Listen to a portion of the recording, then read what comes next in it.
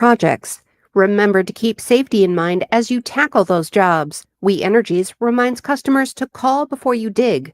The number for Diggers Hotline is 811, or you can find them online at diggershotline.com. You need to give them at least 3 business days notice before starting any digging project. Be aware of overhead power lines when you're using ladders. Don't trim trees near power lines and avoid all contact. Make sure to follow utility equipment guidelines when you're planting, doing landscaping, or adding yard structures. You can find those guidelines at we-energies.com. The Wisconsin Department of Natural Resources is sharing tips on keeping black bears away as the weather starts to warm up. According to a press release, there are an estimated 24,000 black bears in Wisconsin who will be exiting their dens and searching for food in new territory this spring.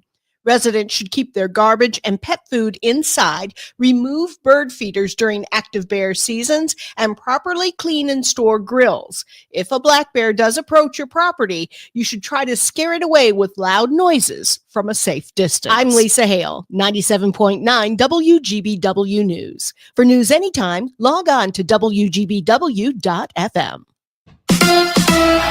It's the Brewers and the Cubs. Hi, I'm Mike Clemens with sports. The Brewers host Craig Counsell and the Chicago Cubs tonight at American Family Field, the first of a 3-game weekend series. At 19-13, the Cubs in first place in the NL Central. The Brewers now in third place, behind the Reds at 500 with a record of 16 wins, 16 losses, after being shut out yesterday 8-0 against the White Sox. In an interview with the MLB Network, Pat Murphy says, when Counsell left for Chicago, he wasn't sure what was next for him. That's the first time in my life I didn't go after a job. I just didn't. I didn't want to go after it. I was just like, hey, I'm going to either go to Chicago with Craig, I'm going to get the job with the Brewers, or I'm going to maybe go someplace else. NFL, Packers rookie minicamp beginning today in Green Bay. GM Brian Gutekunst exercised the 5th-year option for defensive lineman Devontae Wyatt. That'll pay him nearly $13 million next year. He did not do the same for linebacker Quay Walker, although the team says they wanted to discuss an extension. With sports, I'm Mike Clemens.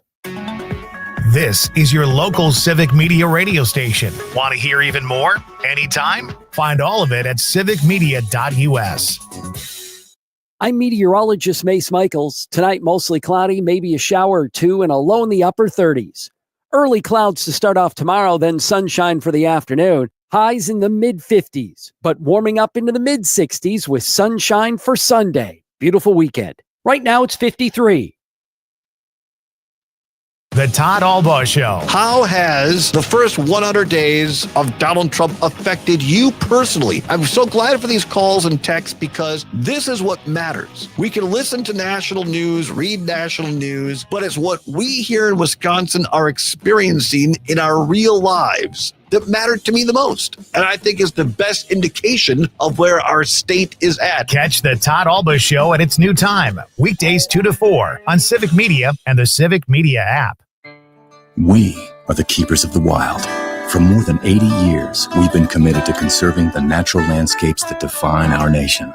Nothing is more important than maintaining wild spaces for adventurers to explore and wildlife to thrive. We are America's hunters and target shooters. Together with firearm, ammunition, and archery manufacturers, we've supported the conservation of more than 36 million acres of American wildlands. For more information, visit outdoorstewards.org. Todd Albaugh. Hey everybody, join us next time as we'll review the weekend news and also take another look at Mental Health Awareness Month. Be with us. The Todd.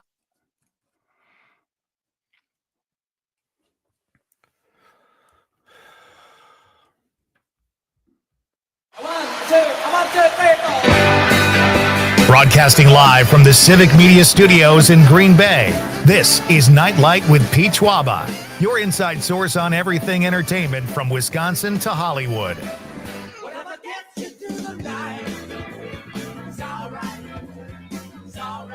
And now, a guy who believes a penny saved isn't jack Pete Schwaba. It's really not when you think about it. I mean, if it's all you have, be proud of it, but it's really not that much. You can't buy much at all in our society. Hey, welcome to Nightlight. This is Pete Schwaba. Welcome to the show. It's great to have you on this Friday night. The weekend is finally here. Conrad, how you doing? Yeah, I'm doing good. I'm doing good. I like the question tonight. I really do.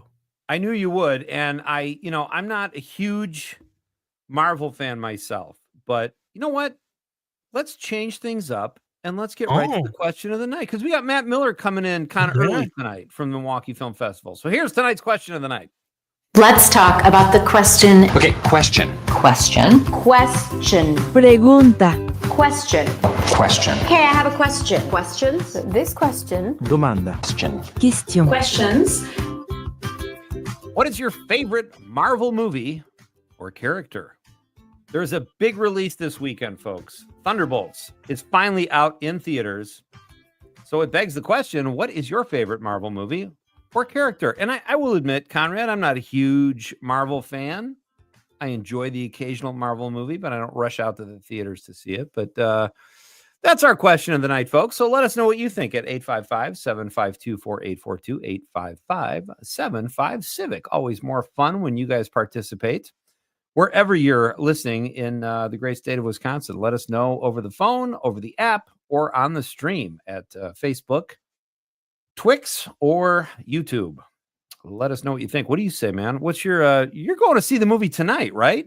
Yeah, right after the show, I'm driving down to Kimberly with to see it with my brother, because we're both big Marvel fans. And I texted him, I was like, well, I'm coming over anyways tonight. Do you want to go see it?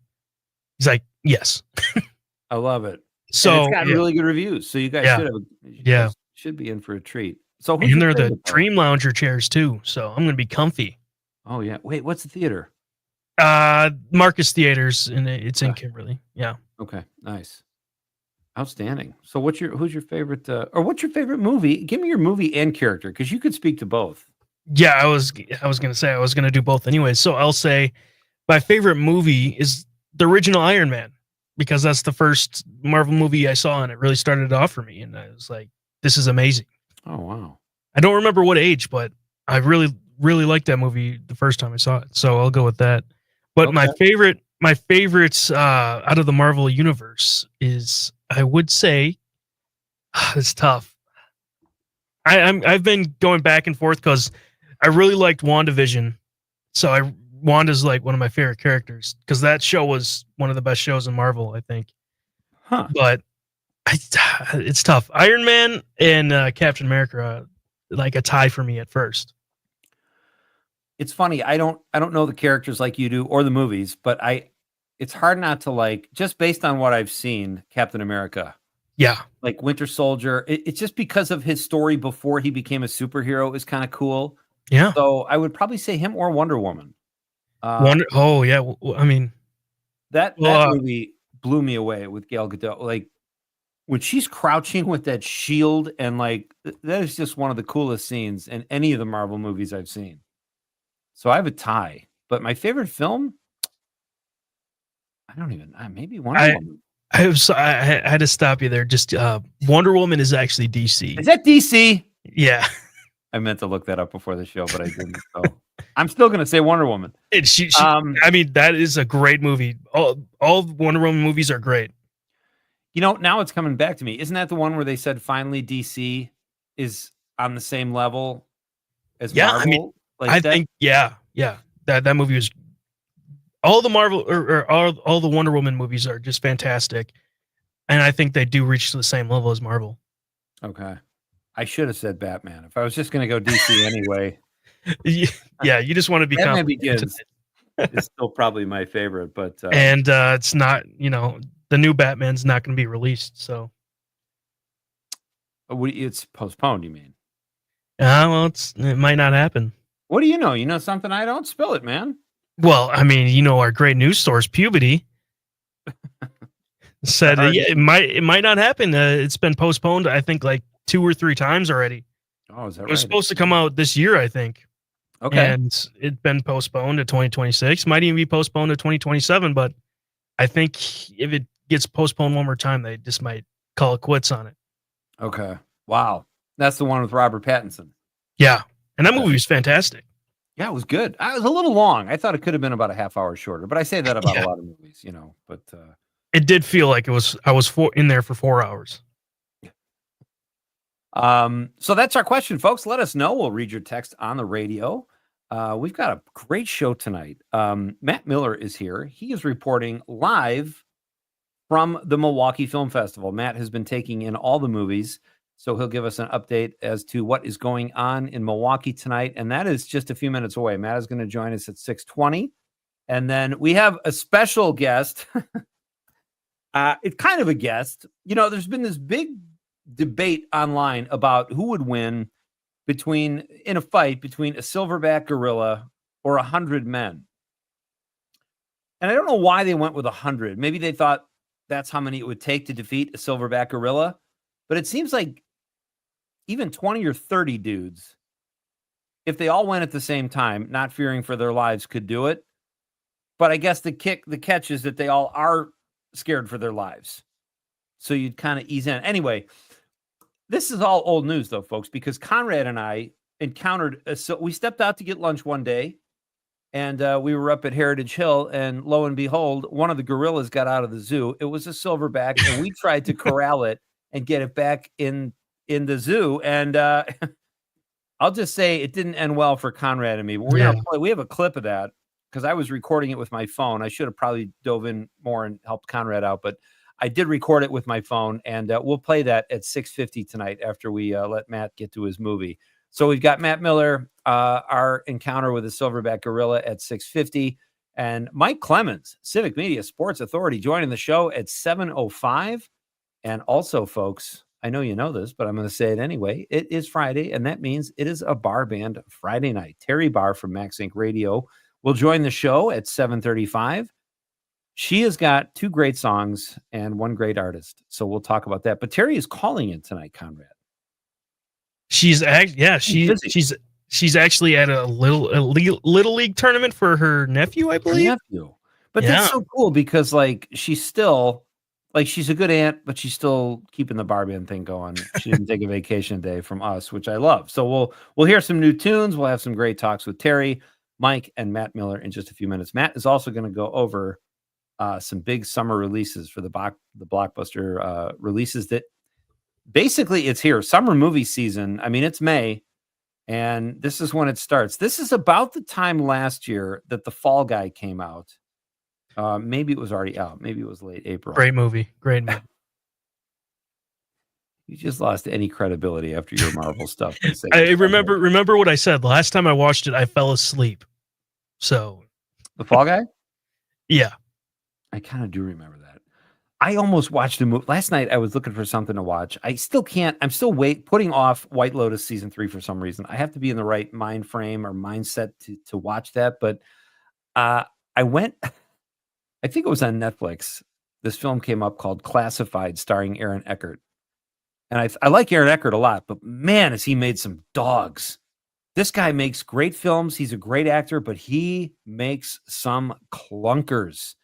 So I went to my phone and I looked up Classified on Rotten Tomatoes. 0% from critics. That might be because there weren't enough reviews, but 8% audience. For our country, America, or even the world, to only draw an 8% with a major movie star in a film, that movie is awful. It's got to be. And obviously I didn't watch it, but I was kind of angry at him. I'm like, why do you have to do this? Like, he's made so much money. He's made so many good films. It's like, what are you thinking? So that's Aaron. I got a movie recommendation for you this weekend. Maybe some movie homework for you. Oh, please. Yes. I love homework. It's called A Simple Favor, and it's with Anna Kendrick and Blake Lively. I know Blake Lively's kind of, but that was before everything. And it's a great movie if you haven't watched it. The sequel just came out yesterday. It's called Another Simple Favor. And I watched it last night. And I think it was a fun movie. It was good.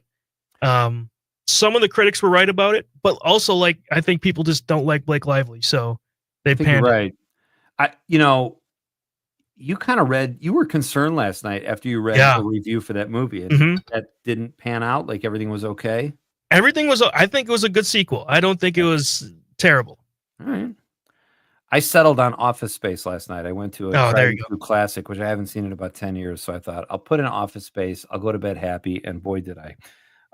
There's another thing happening in the news. Terrence Howard, years ago, I know this is going to sound weird. I pitched a Marvin Gaye idea for a movie to a very big Hollywood producer, one of the biggest there is. I don't know why I chose that to pitch him, but I'm not the guy to make a Marvin Gaye movie. I'm just a huge fan. But we had a nice talk about it. He liked the idea. He wasn't into making a Marvin Gaye biopic at the time, but now there's one coming out. And Terrence Howard passed on the role because it came out that Marvin Gaye was gay, or at least bisexual. And in the script, there's a scene that calls for Terrence Howard to kiss another man. So he passed on the project. He passed on the opportunity to play Marvin Gaye, one of the most iconic singers of all time, whose life was filled with drama. And it's probably going to be a great film. And Terrence Howard said, no, thank you, because he didn't want to kiss a man. And then he followed it up and he said, if I had to kiss a man, I would cut my lips off. Now, I have a couple issues with this because I feel like if you're an actor, you got to get past that stuff. It's just a kiss. I wouldn't look forward to it, certainly, but my God, to play Marvin Gaye, but then to escalate it like that and say, I would cut my lips off. Like, why do you have to go to that extreme? I used to like this guy so much. I used to love Terrence Howard. I still like him as an actor. He's got a cool look. He's got a great voice. But that kind of brought him down a little bit for me. I got to be honest. And that's it. And then I read today, too, also, I love this. Tom Cruise, he does these stunts. He does his own stunts. And he's doing this stunt in Dead Reckoning, the second part of Dead Reckoning, which comes out. It could be the last Mission Impossible film, number 8 for Tom Cruise. And he said he's doing this. I mean, what this guy does, he's on an airplane wing going 120 miles an hour. And he said it gets cold and it exerts a lot of energy. So the breakfast he eats before he shoots scenes like this, he eats like a bunch of sausages and 12 eggs. The guy's a legend, man. All right. We're coming back with Matt Miller from the Milwaukee Film Festival. We'll find out what Matt has been seeing there. Still a lot of time if you want to catch a few movies in Milwaukee. And we'll talk about the summer box office too. Lots going on here at Night Light. So great to have you with me. Do not miss Conrad and mine our encounter with a silverback gorilla. That's coming up at 6:50. It's Pete Schwaba and Night Light on the Civic Media Radio Network. For only love can complicate. You know we've got to find a way to bring some love in here today. Picket lines and picket signs. 97.9 WGBW and WGBW.FM. I'm Dan Schaefer. Let's recombobulate. On April 22nd, in the Wisconsin State Senate, something happened that you don't see too often. A high-profile bill passed with overwhelming bipartisan support. The Republican-controlled chamber voted 32-1 to extend Medicaid coverage for new moms from 60 days to 12 months. Wisconsin is one of only 2 U.S. states that has not already extended this critical postpartum coverage. So with that kind of support, you'd expect the bill to pass, right? Well, Republican Assembly Speaker Robin Vos has repeatedly blocked this legislation from coming up for a vote. Several Republican state representatives have been speaking out on this, urging Vos to change his tune, but he has not yet budged. It's time for Vos to end this charade and allow this bill to come up for a vote. If he's opposed, he can still vote against it, but one person should not block a bill that has already been supported by the majority of his own party. Let the people vote, Mr. Speaker. Find all of Dan's work at the Recombobulation area. Hey, Wisconsin, it's construction season, and the Wisconsin DOT wants to help you safely navigate work zones in your area. Check 511wi.gov or download the free 511 app to see current road work, closures, detours, and camera views on your route. Wherever your travels take you, know before you go with 511wi.gov. That's 511wi.gov. And remember, know before you go. Always park the phone while driving. Sponsored by the Wisconsin DOT. The Maggie Dawn Show. Wisconsin Congresswoman Gwen Moore. Bring these people back. We got 125 school buildings that need lead abatement. We have 2,500 cases of lead poisoning in our community every year. It's very serious. This would hardly be regarded as waste, fraud, and abuse since kids cannot go to school in these buildings that are not remediated. The Maggie Dawn Show. Weekday afternoons 4 until 6 on your local Civic Media radio station and on the app. Small businesses are the heart of America. As the nation's largest nonprofit resource of expert business mentoring, SCORE has helped millions of entrepreneurs build their businesses for free. Find a mentor today at score.org. Download the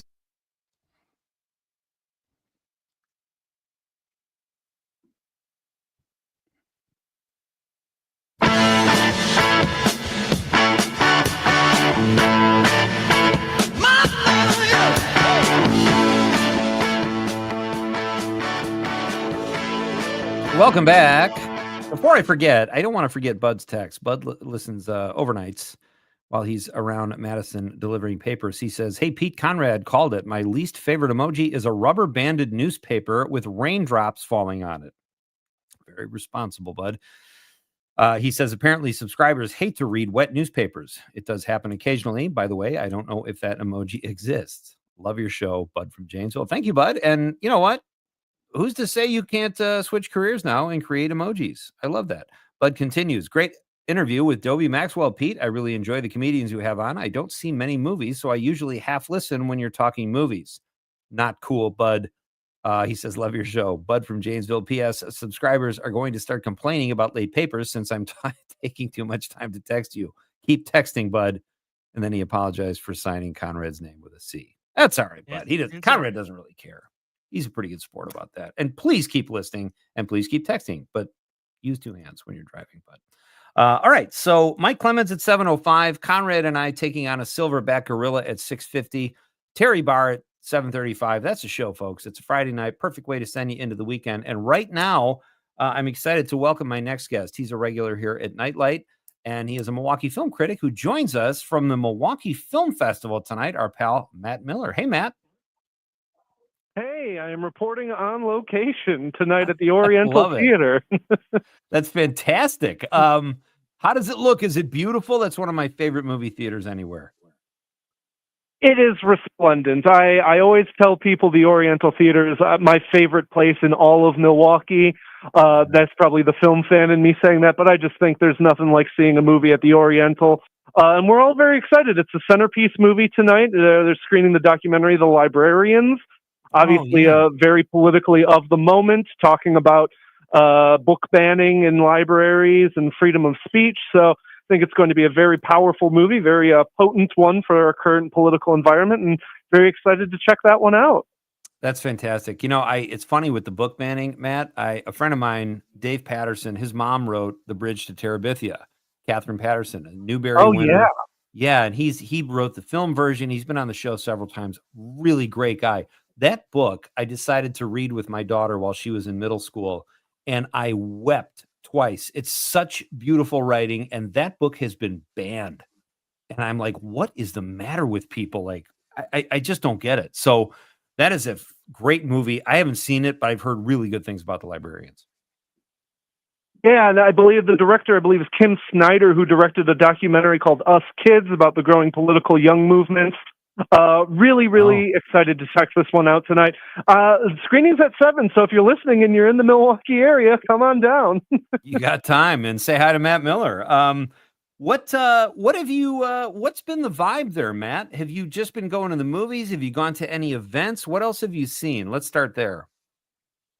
I'm a movie head, so I just go to all the movies like a complete weirdo, but it's been a really heartening film festival this year. Obviously, there's always talk about, movie struggles post-COVID and stuff like that, and Milwaukee Film has had some changes over the past few years, but it's just been really wonderful seeing the crowds at these festivals. For movies I would not expect there to be crowds for. I went to a 10:30 in the morning screening of a documentary about former Pizza Hut locations that was almost entirely sold out. That one was tons of audience members there for that one. And then at like 8:30 on a Monday night, I went to go see a Czech journalism drama called Waves, and that one was almost entirely full as well. So it's just been really wonderful to see people showing up for the Milwaukee Film Festival and seeing some really good movies in the process as well. It's been a lot of really good stuff thus far, and we still have another whole week to go.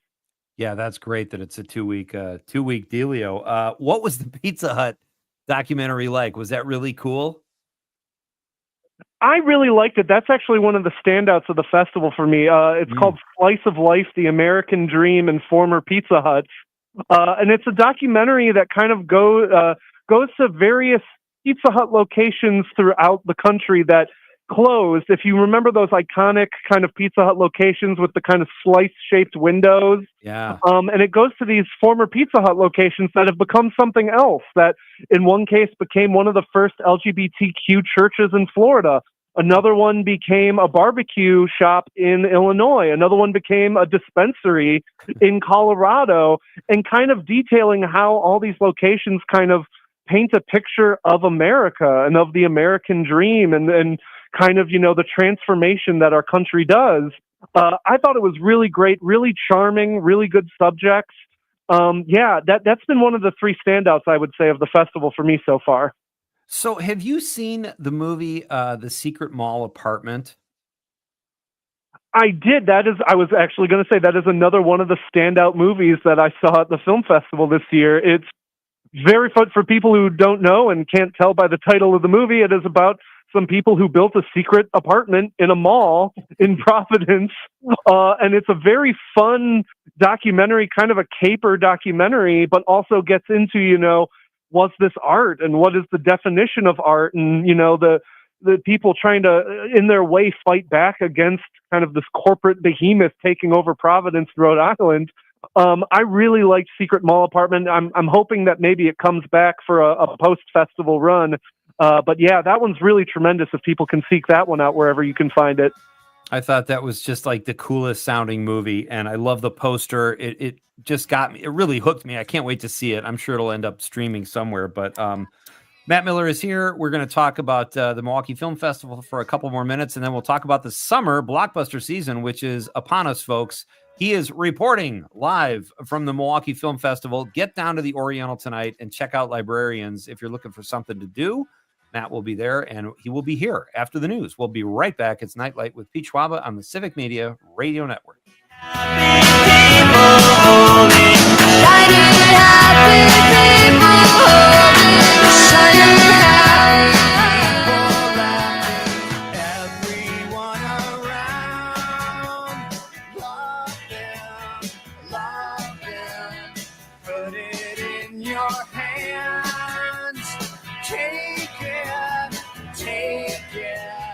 There's no time to cry.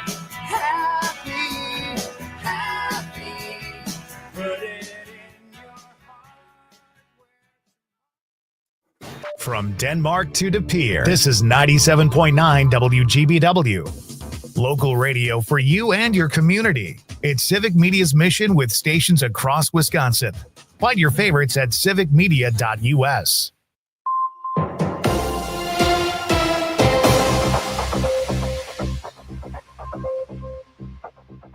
For 97.9 WGBW News, I'm Lisa Hale. Wisconsin lawmakers are looking to increase penalties for sextortion convictions. Joanne Krulatz has that story. At the Capitol, lawmakers are considering Braden's Law, increasing penalties for sextortion, especially if it leads to suicide. The fast-growing cybercrime targets children to send explicit images and extorts them for money or more content. The bill is named after Braden Bone. The Wausau area 15-year-old died by suicide in March after being victimized by a cyber criminal. The bill was the subject of an emotional public hearing last week before the Assembly Committee on Criminal Justice and Public Safety. Braden's mom, Brittany Bird, said her son was targeted by organized crime and that there needs to be a consequence that at least makes cyber criminals think twice about it. The police came and they looked in the space where he was, and he had left a note And his note said, "Make sure he gets caught. I'm so sorry. Everything's on my phone." So my son knew what was happening and he was so afraid. There was no way out. The bill would make sextortion perpetrators eligible for felony murder charges if their actions result in a victim's suicide. It has bipartisan support and the backing of Attorney General Josh Kaul. I'm Joanne Krulotz. From local news to what's going on around the state, Civic Media's mission is to bring you real news and great conversation. I'm Lisa Hale, 97.9 WGBW News. For news anytime, log on to WGBW.FM. On your entertainment beat, I'm Pete Schwaba. Heist film fans, take note. Chris Hemsworth and Halle Berry star in the new film Crime 101, and the response has been good enough to land not just a theatrical release, but one in a primo holiday weekend slot. The film will open February 13th on the coveted President's Day, Valentine's Day weekend, according to Amazon Prime and MGM Studios. The story follows a detective trying to stop a string of jewel heists. The film also stars Mark Ruffalo, Jennifer Jason Leigh, Barry Keoghan, and Nick Nolte. Love a good heist film. So what do you do after you've had a chart-topping lesbian country music hit?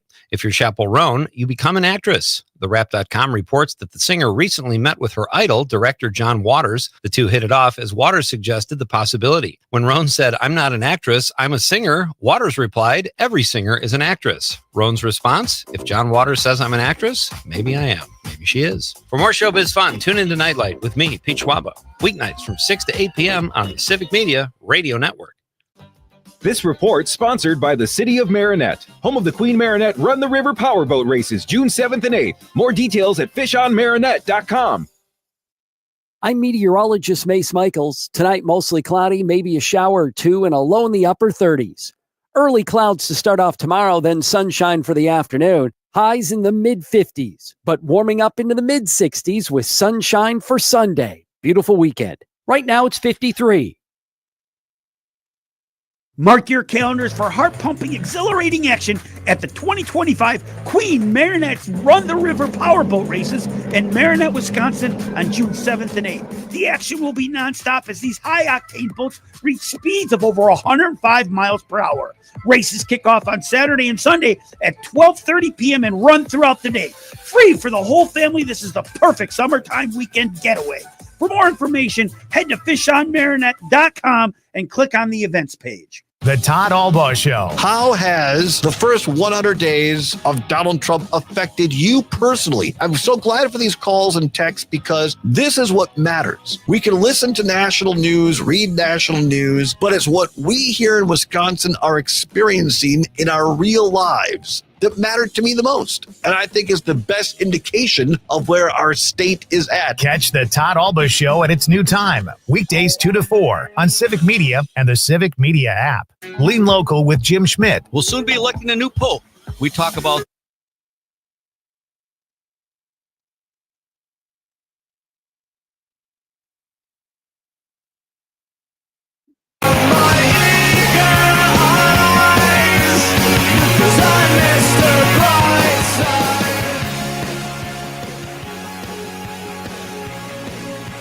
We are back here at Night Lights. I am Pete Schwaba. Great to have you with me on this Friday night. We got a lot going on tonight, folks. Our question of the night is, what is your favorite Marvel movie or character?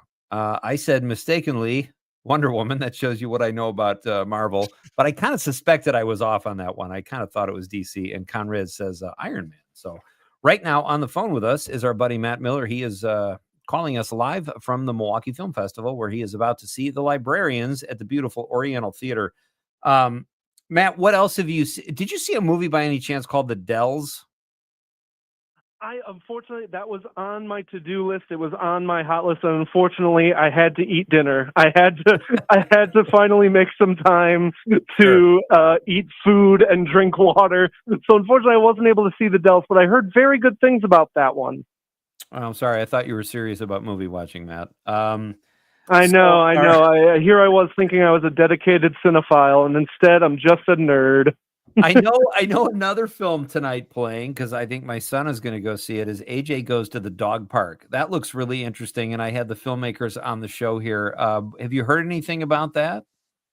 Yeah, that's one of the Hooligante options, I believe, as well, which honestly this year I think is where you can find a lot of the buzziest ones this year. I know that's where the new Cronenberg is here with the Shrouds, Yeah. stuff like Sister Midnight as well, Dead Lover.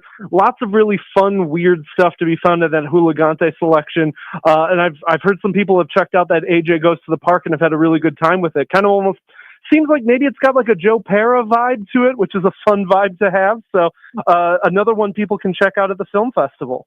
Yeah, and I think that's one of the films that has like 3 screenings. So if you miss it tonight, you might have I think it's already played once, but maybe you have more opportunity to see it. But it looked funny and Yeah, different that's and an weird. important thing about that's an important thing about the film festival. There's still a whole other week of it left. So there's a lot of movies that haven't even played really yet. I know there's a documentary called The Diamond King about the official artist of the Baseball Hall of Fame and painted a lot of the Donruss Diamond King baseball cards. I think that one sounds great. And obviously we still have the closing night movie, Jane Austen Wrecked My Life, which is a rom-com in theaters. I know, how crazy, a rom-com in theaters. What a concept. Yeah, the Diamond King looked really good too. We had Mark Evans on the show talking about his film, and that sounded fascinating too. The lineups of films just look fantastic. Have you gone to any events, Matt? Like, have you been to any of these happy hours, they call them, or mixer type dealios or afterwards parties?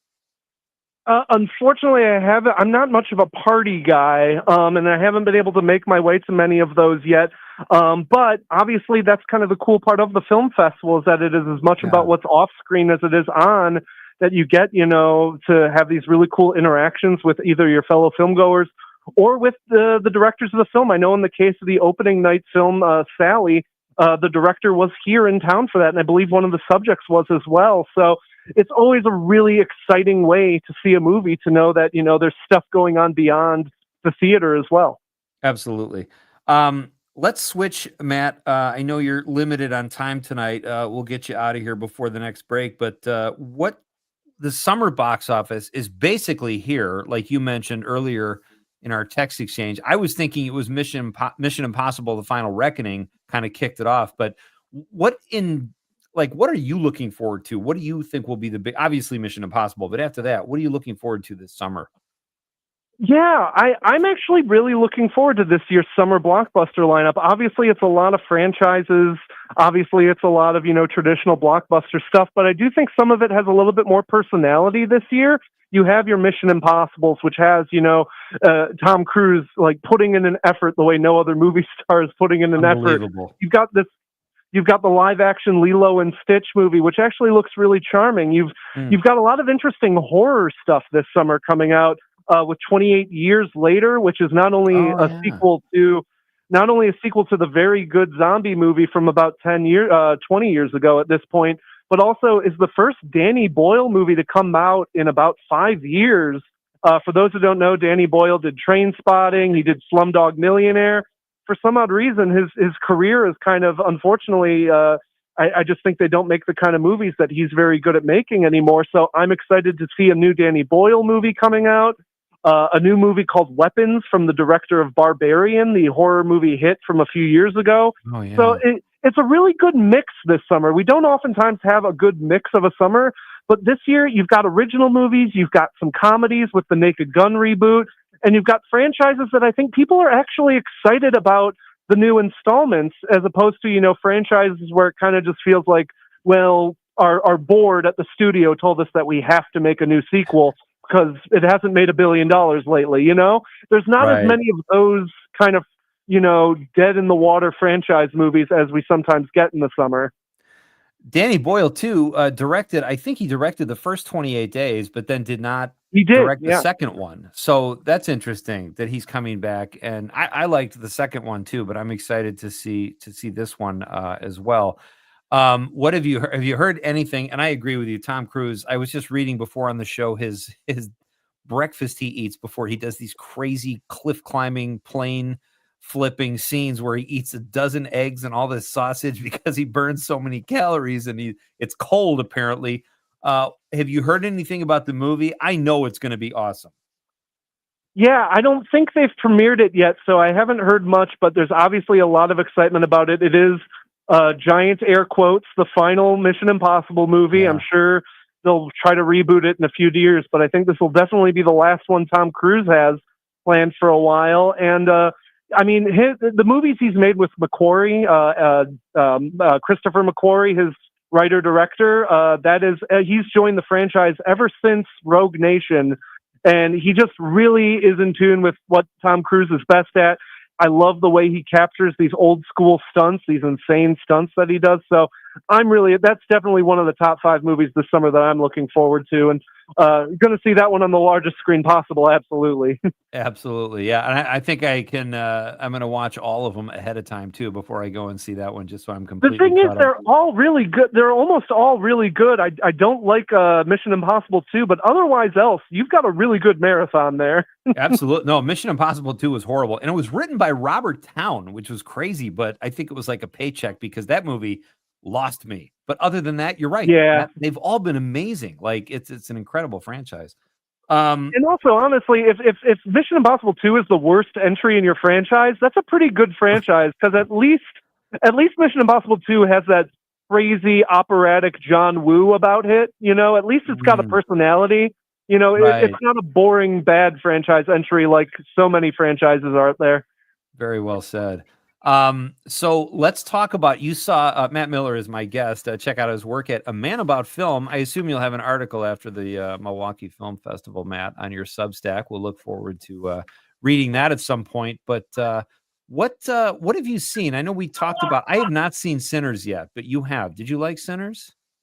I'm a really big fan of Sinners. Nice. That is the new Ryan Coogler juke joint vampire movie that has become a box office sensation, which you love to see. But I think that movie is tremendously done. Ryan Coogler is one of our best young kind of emerging directors. Obviously, he did Fruitvale Station and Creed and the Black Panther movies. And yeah, I think Sinners, the music is incredible in it. It's mostly a music movie, which is great. It's beautifully shot. It's scary when it's time to be scary. It's funny. There's a shot in the middle of the movie that if I see a better shot this year, I'm having a very good year. Just a perfect encapsulation of what the movie is trying to talk about in terms of culture and in terms of kind of, culture clashes and things of that nature. Really, really good movie. It is the kind of blockbuster you want to see Hollywood make, where it is good entertainment, but also a lot on its mind, a lot to chew on afterwards. I really enjoy Sinners. Wow. I'm so excited to see that. I kept missing the times, and talk about Ryan Coogler. He has got the Midas touch. I mean, I don't think he's made a film that hasn't made a ton of money. I mean, he's got to be. Yeah, and all he's done is make great hits. And a lot of times out of movies, I mean, we forget that no one was really looking forward to Creed before Creed came out. It seems like kind of, shameless nostalgia franchise bait. And then it came out and it was like, is this the best Rocky movie? Like, did he make, did he top the original with Creed?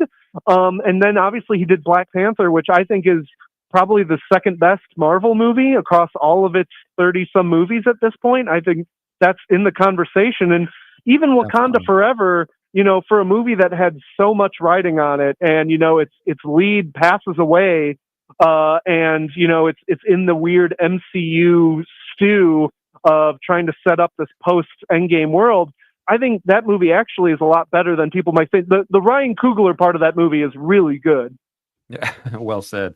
All right, so let's try to get through a couple more of these before we let you go, Matt. Drop. What did you think about Drop? I liked about 75% of it. I thought the end got a little crazy, but what was your take on Drop? Yeah, I really wanted to like Drop more than I did. The movie, I think it's this whodunit that kind of doesn't really supply you with a really interesting batch of kind of, question marks and mysteries. And as a result, you kind of midway through the movie are like, I'm just watching a movie about a woman on her phone. Like, that's what this movie is going to be. And, it's really hard to make people just sitting on their phone at an awkward dinner good cinema. And the director tries his best, but I just don't think there's enough kind of meat to the mystery and to the entertainment aspect of that movie. I really wanted to love that movie, and I kind of walked out just kind of being like, it's fine. I was kind of the same way. Like, she's on her phone, and as it's wrapping up, Brandon Sklenar says, "I'll call 911," and the guy was already in her house.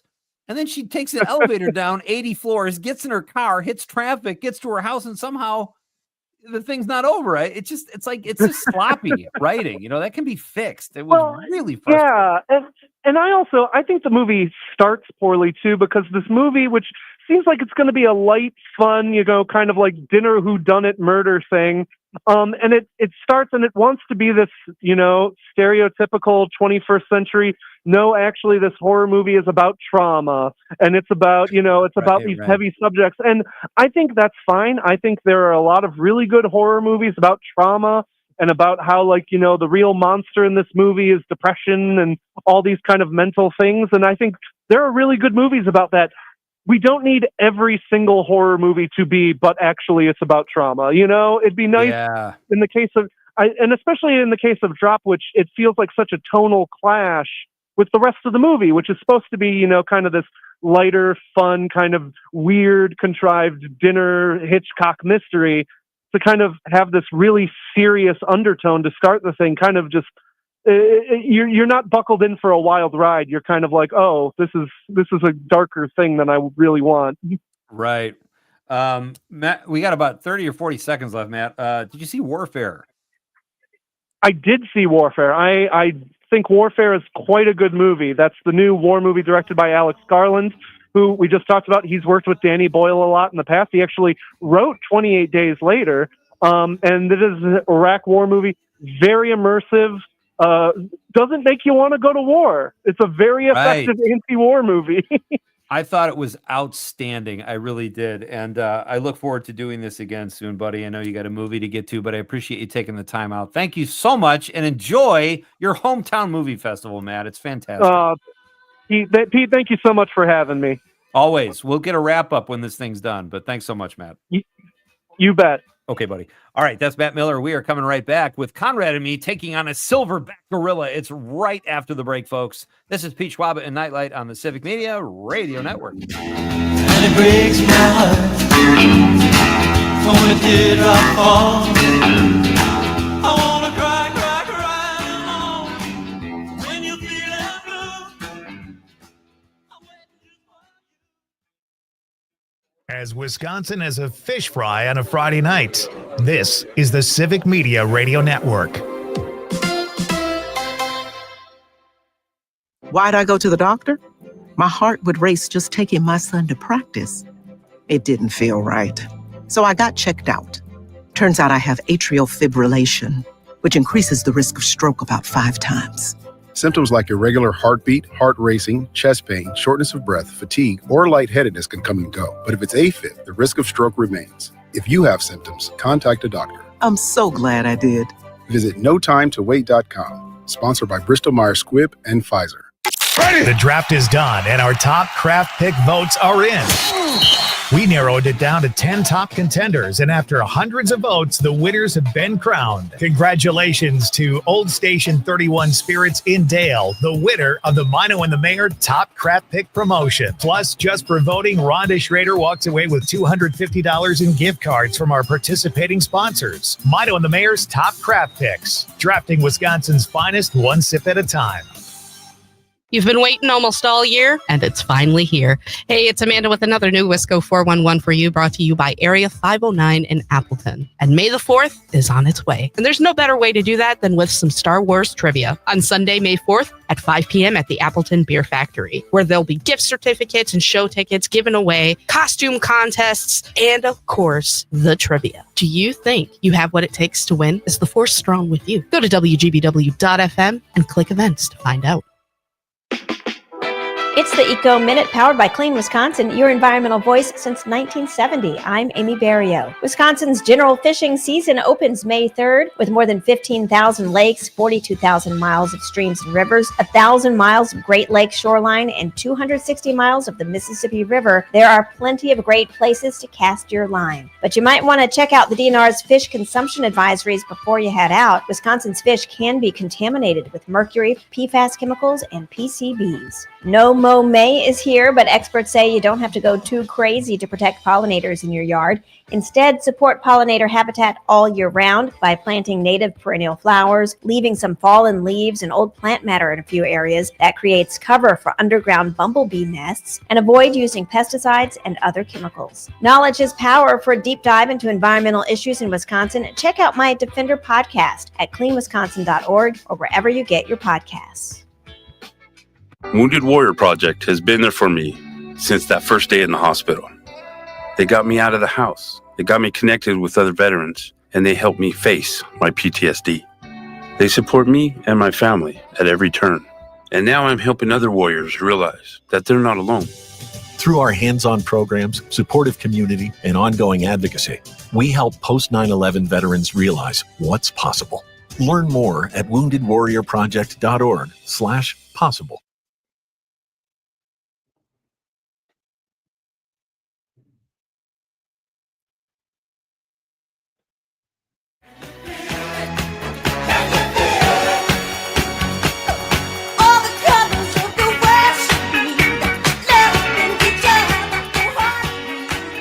Welcome back. All right. It is Friday night here on the Civic Media Radio Network, folks. Great to have you with me. This is Nightlight. I am Pete Schwaba. And we've got our question of the night is, what is your favorite Marvel movie or character? You can answer either way. I admittedly am not a huge Marvel guy. I don't know. I mean, I've seen most of the films, I would say, but it's not in my wheelhouse. But I thought I would put it out there. I know there are a lot of Marvel fans that listen to the show. Including the kid Conrad Krieger. And so you can share your favorite Marvel movie with us or character at 855-752-4842, 855-75-CIVIC, or text us on the stream if you're watching on YouTube, Facebook, or Twix. And you can also text us on the Civic Media app. PJ on the stream says, my favorite Marvel character is Cyclops. I'd like to be able to emit a laser beam from my eyes. Well, who wouldn't, PJ? That would be a pretty cool party trick. Do you know Cyclops, Con? Yeah, I think it would be really cool to do that too. Me too. I think I don't know who it was. It was George Carlin or someone used to do a joke about the flamethrower. He's like, how did the flamethrower? How did that get invented? It's like if some guy sitting there going, man, I'd really like to set that guy on fire. But he's so far away. Like, seriously, how did the flamethrower? Oh, it's beautiful. Mark from Prairie to Sac says the Eternals deserved a sequel.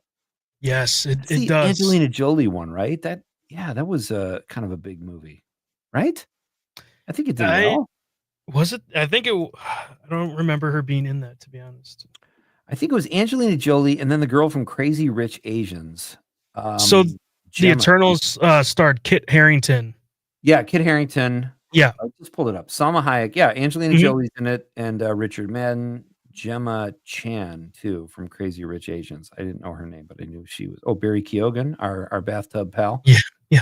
All right, that's a good one. Thank you. Who texted that? Mark from Prairie to Sac. Thank you, Mark.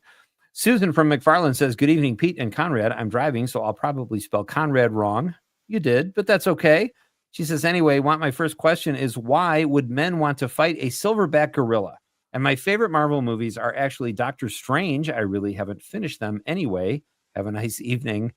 Ours. Okay. Well, thank you, Susan. And all right, let's get into that before we run out of time here, because the silverback gorilla issue online, it's all over the internet. And the debate is, can 100 men defeat a silverback gorilla in basically hand-to-hand combat? Really weird. It's weird that someone would want to know this. It's also weird that it's become a phenomenon. I watched this clip last night on NBC News that said they did this whole breakdown, and apparently the gorilla would get tired and the men would prevail. But a lot of men would get their ass kicked early. And part of the issue was men would go in tentatively and not really want to rush the gorilla. So they would have to have a plan of attack. If all 100 men weren't afraid of dying and they rushed the gorilla, it's over. But there's a fear factor here. But it is weird. And the silverback gorilla, as I was reading about it last night, is endangered. Like, why would you, isn't it enough that we hate Canada now and Greenland? We have to hate the silverback gorilla. Why would we want to fight a silverback gorilla, an endangered species? Conrad, I'm asking you. I don't know. All right. So what people might not know, Con, is that Conrad and I, like I said, we were at Heritage Hill recently, last summer, I think it was, and a silverback gorilla got out. And we thought we would be good citizens and try to corral the silverback gorilla, get it back to the zoo. So it was two of us against the silverback gorilla. And here's what happened. Easy. Go! Get him! Conrad, get him! I'm gonna punch him in the head! Sweep his legs! Headlock! You got this! No, I don't! Get in there! I don't! Get him! Come on! Oh, no! No! Headlock!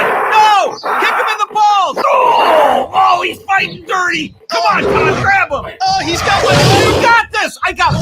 Oh! He's got both my legs! I'm sorry, buddy, I'm getting out of here! He just threw me! Ah! No! I'm sorry, buddy! I'll call your parents! No time, just leave! I'll tell them how brave you were! Call 911! Call 911! Man, it took you a while to get over that. I had bumps and bruises, but I will admit you took the brunt of it. I thought I was more the strategy guy to tell you where to attack. But you got through it okay. You met your deductible, certainly, but you were brave in the face of danger. I will say that, buddy. Yeah, I wouldn't fight another one. I'll tell you that. You healed remarkably well, too. So kudos yeah, for that. in like 2 days, I was healed. You were back behind the board and healed up right in time for your trip to Italy, which was nice. Right. But watch out for those silverback gorillas, folks. They're not gentle creatures. They're not docile, but I don't know why we need to fight them. Like that was that just happened to he just happened across our paths. That's a weird thing. It's not like we went looking for trouble. This poor guy, we just wanted him get him back to safety. All right. So there you go. That's our silverback gorilla issue that was fun to make. Tony the trucker from the 608 says, Pete, it's the Hulk. Over the past 50 years, I've had jobs that required me to consistently lift heavy things, resulting in bulging muscles. Finding clothes to fit was a curse. I'm with you, buddy. Do more reps though, and just tone yourself, Tony. You don't need to pack muscle on at this point. Who are you trying to impress, really? Be careful out there. Tom from New Berlin says, Groot love. What is that kind of? Is that the Eternals? Are those the creatures? No, Groot is from the Guardians of the Galaxy. Oh, okay. God, I got to brush up on my Marvel stuff. This is embarrassing. Your DC stuff. My DC stuff. Oh, I love DC. Paula, Conrad's mom checks in and says, my favorite Marvel movie is Guardians of the Galaxy. I enjoyed the humor in it. Yeah, it's really funny. I do remember David Bautista. He was very funny in it. All right, keep those texts coming, folks. What is your favorite Marvel movie and your favorite Marvel character? You can mix and match. We're coming right back with our pal, Mike Clemens. He's here after intermission. It's Pete Schwaba and Nightlight on the Civic Media Radio Network. One half will do.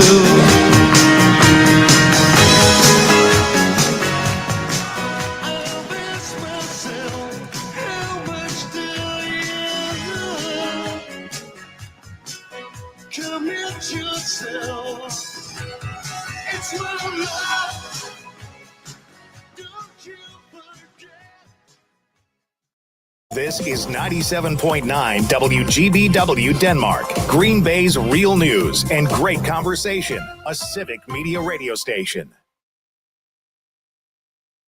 ABC News, I'm Dave Packard.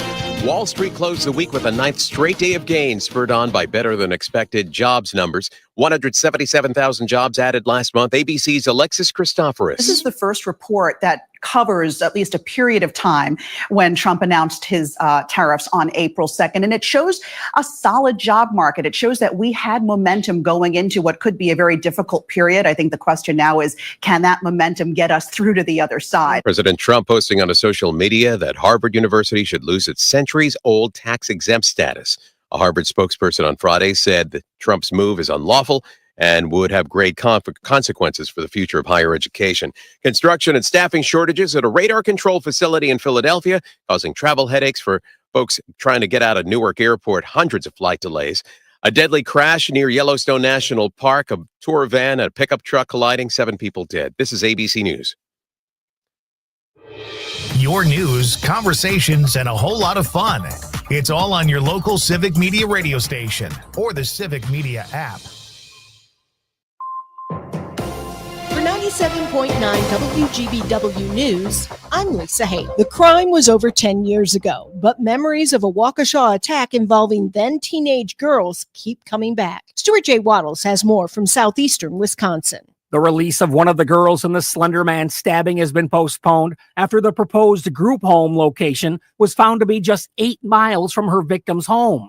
The victim's mother told the court this week that her daughter fears encountering Morgan Geyser, who stabbed her 19 times in 2014 to appease the fictional Slender Man character. Geyser's revised release plan must be submitted within 30 days with a hearing set for June. Meanwhile, Michael Bowren, the judge overseeing the proceedings in this case for more than a decade, retired Wednesday. The judge now assigned to the case is Waukesha Circuit Court Judge Scott Wagner. There's a new CEO at Culver's. Jimmy Kuska has more. A popular Wisconsin restaurant chain announced its new CEO this week. The new CEO of Culver's will be Julie Fussner. Fussner is the company's 5th CEO and the first woman to hold the title for the company. Fussner has been with Culver's since 2017, becoming the company's first chief marketing officer. Before Culver's, Fussner worked at Kraft Foods. She'll take over for Enrique Silva, who retired in February. Culver's has 151 locations in its home state of Wisconsin and over 1,000 restaurants nationally. Culver's got its start in Sauk City, Wisconsin in 1984. Barlow Planetarium on the UW Oshkosh Fox Cities campus is hosting several events tomorrow for National Astronomy Day. The events from noon till 9:30 include a look at the portable planetarium, telescope displays and presentations, and, of course, astronomy shows. Admission for the Astronomy Day shows is $7 per person. I'm Lisa Hale, 97.9 WGBW News. For news anytime, log on to WGBW.FM.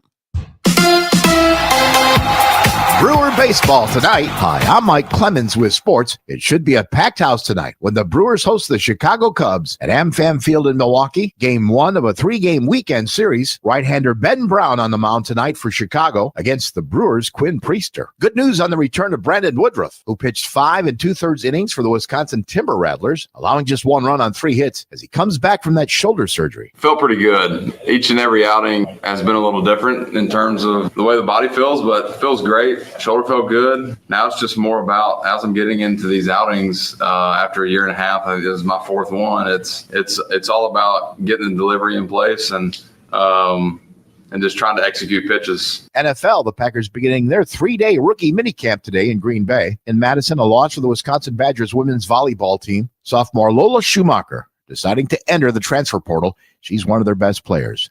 With sports, I'm Mike Clemens. You can always continue the conversation on social media. Share your thoughts when you find and follow Civic Media on Facebook, X, and Instagram. I'm meteorologist Mace Michaels. Tonight, mostly cloudy, maybe a shower or two, and a low in the upper 30s.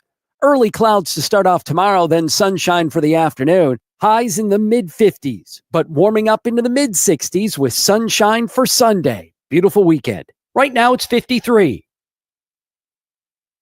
Paranormal Day is this weekend. Let's explore what that means. I'm Lisa Hale. I'm Terry Barr. We're also exploring by bicycle, how it helps tourism here on the next New Wisco weekend. Saturday mornings at 8, Sundays at 11 on WGBW and WISS. Not completing high school is more of a social thing than it was an academic thing. Even though all these years have passed, I still had that longing to have my diploma. At age 30, Carissa finished her high school diploma. If you're even considering getting your high school diploma, you can do it. No one gets a diploma alone. If you're thinking of finishing your high school diploma, you have help. Find free adult education classes near you at finishyourdiploma.org. That's finishyourdiploma.org. Brought to you by the Dollar General Literacy Foundation and the Ad Council. The Todd Albaugh Show. How has the first 100 days of Donald Trump affected you personally? I'm so glad for these calls and texts because this is what matters. We can listen to national news, read national news, but it's what we here in Wisconsin are experiencing in our real lives that mattered to me the most, and I think is the best indication of where our state is at. Catch the Todd Albaugh Show at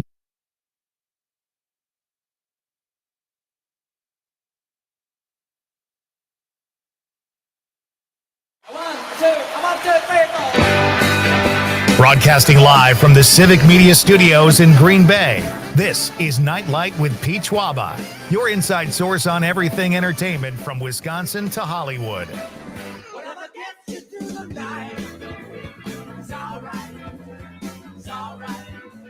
And now, a guy who does his own stunts, Pete Schwaba.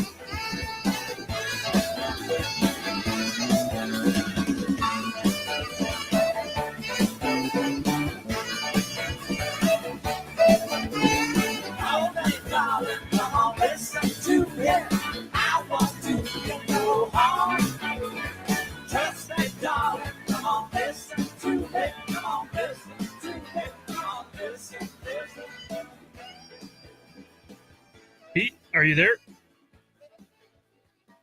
I was muted and I was talking. Literally, Conrad, I was talking for a minute.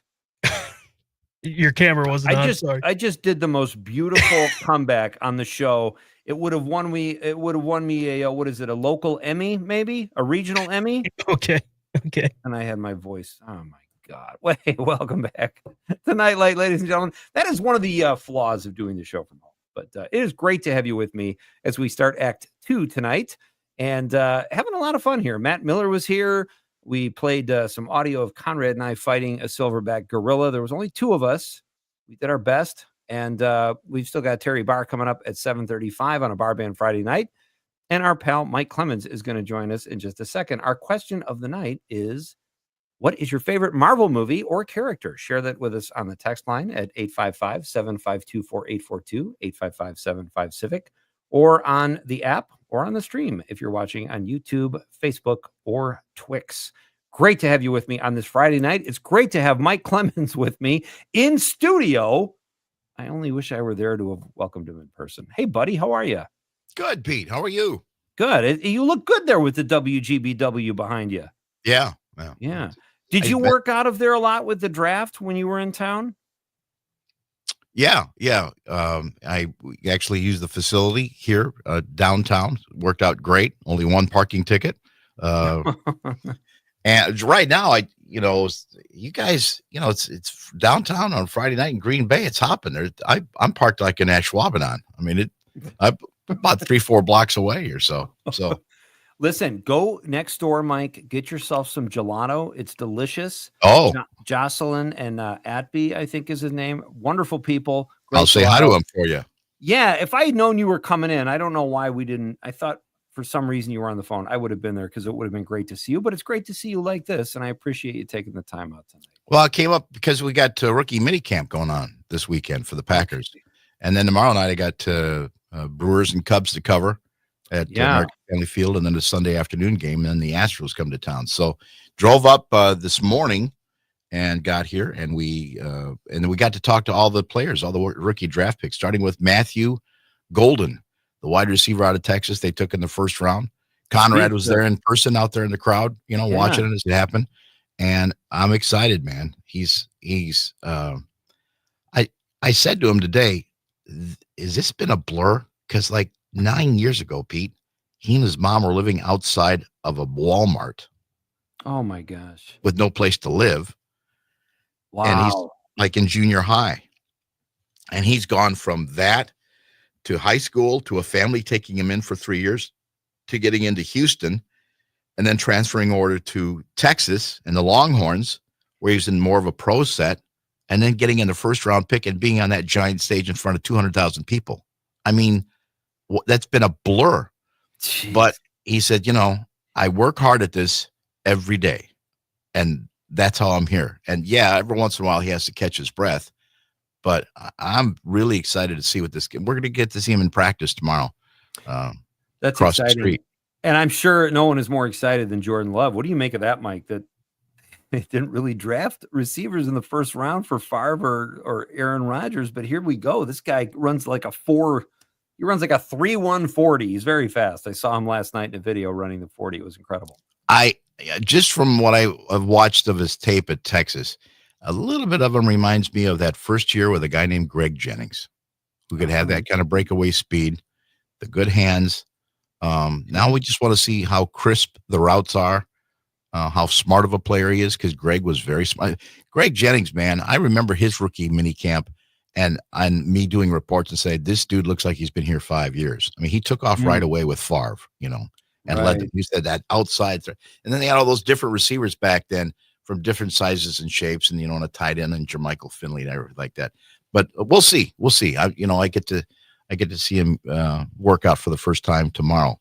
But yeah, Matthew Golden, and I also said to him, I said, so he's aware that they have not taken a wide receiver in the first round from the Green Bay Packers since 2002. I said, yeah, Javon Walker. I said, do you realize you weren't born yet?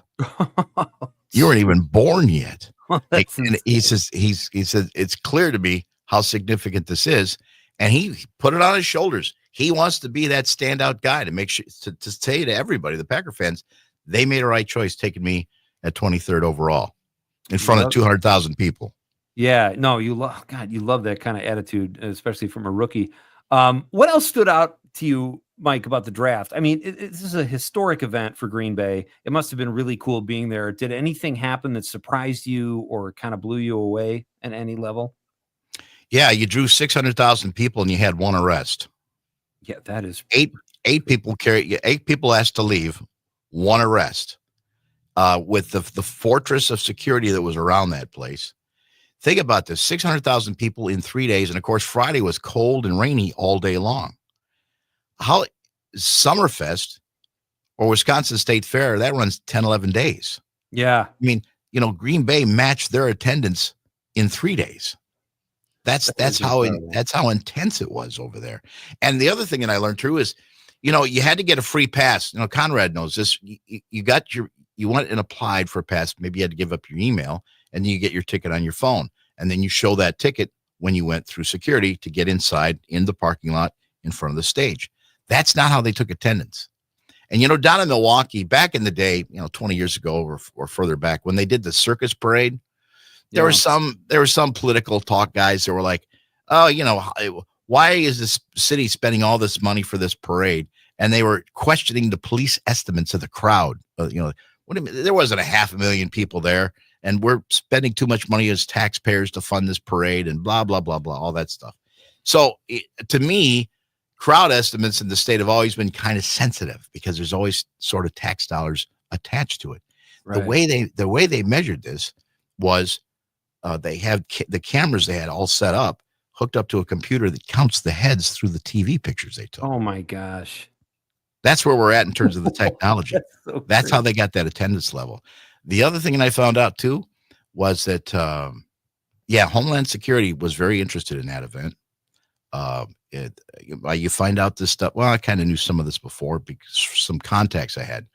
There was as many as 300 folks that were signed up for Homeland Security, dressed as fans, dispersed amongst the crowd. At the very least armed with cell phones, but the minute they saw something weird going on, they could report it. And you would never know that they were agents, but they were there dressed, spread out and scanning the crowd, making sure everybody was behaving. There wasn't anything weird going on. So a lot of planning went into this thing, and it paid off. I mean, now there are restaurants and businesses. And Pete, I see that I've been to 20 Super Bowls, and I see this every year. The Super Bowl's coming to Jacksonville, Florida. It's coming back to New Orleans. It's coming to Indianapolis. Right. And, for 2 years, they're pounding. It's going to be big. All the crowds and all that. And then you go to a sports bar about 15 miles away from the stadium where the Super Bowl is going to be held on like Wednesday night before the game, right? Yeah. And they've got extra staff, extra bartenders, everybody all around. And they're like, we got like 20 people here. They think that Terry Bradshaw and the whole Fox crew are going to come walking in. They're going to see celebrities. And it's not that way. What happens is all the residents gets out of their habits and they decide, I don't want to fight all those roadblocks and security stuff. Yeah. They hunker down and they stay home, and it screws up, the ecosystem of the economy, the local economy. And I'm hearing a lot of that from some of the area businesses that said, it was actually kind of slow. Where were all the people and stuff? Well, they were down there, and that they were the out of towners and everything. And a lot of the folks that lived in the Green Bay area said, but I remind them, I said, look, I see this every year when I go to Super Bowl because there's that 2-year buildup. The game is on Sunday night. It draws 133 million people, more than Apollo 11, right? Sets ratings records. And then on Monday, it's the big celebration. It was a great game, great, everything went okay. Then about Tuesday or Wednesday morning, front page paper is the Super Bowl to our town. ? Was it worth it? Because they've spent all that money, tax money and extra label to draw that thing there. And the answer to the question is, yeah, because I just told you some of the cities I've been to, Minneapolis, and they had the press conferences all week long in the cold, but in the Mall of America was a great setting. You brought the media and all this attention to your town, and it will show up later on in the tourism. The people say, oh, this is where they held the draft. It's like perfect. It's like perfect advertising. I agree with you. I mean, you just can't, this is like legendary for Green Bay, and people already are fascinated by Green Bay anyway because of the size of the town, and we have a team and all that kind of stuff. So, yeah, I think it's a great thing. Mike Clemens is joining us here on Nightlight. He just covered the draft last weekend, and Mike, what else should we? I know that Luke Fickell was in the news today. I know the Cubs are playing the Brewers. The Bucks made kind of a bummer of an exit. Can I ask you, do you have any thoughts on Giannis? What do you think is going to happen there? You're going to see all these stories. They've already started on ESPN. Is Giannis leaving Milwaukee? Yeah. I am not a conspiracy guy, but I think that it's pretty solid that there are some NBA owners, and there's 2 or 3 networks that spend hundreds of millions of dollars to get the rights to the NBA that are trying to do everything they can to get the ratings of that product up by another decimal point, because the NBA doesn't draw as much as it should. And they would love to see a guy like Giannis Antetokounmpo in New York or in LA, not in Milwaukee, not in Indianapolis and all that. And you're going to see them keep on suggesting that. Whereas Giannis has told our local reporters that are there every day, I don't want to leave here. I'm going to win another one here. I love it in Milwaukee. I want to do it for Milwaukee. And that'll be what will be going on for the next several weeks and months. So he said that, but is he, even from friends of mine who were like great Bucks fans in that, they're saying like, oh, well, they wouldn't even blame him if he left. But you're saying he still wants to stay. He's still committed to Milwaukee despite these hurdles that the team is facing. Right. Oh, that's fantastic. All right. Mike Clemens is here. Folks, it's great to have you here with us on this Friday night. We'll hopefully we can keep Mike for a few minutes after the break, and then Terry Barr will be along at 7:35. Our question of the night, folks, is what is your favorite Marvel movie or character? Conrad, I'm envious. You get to hang out with Mike. Yes. I didn't know that. It's like I feel like the cool kids are hanging out.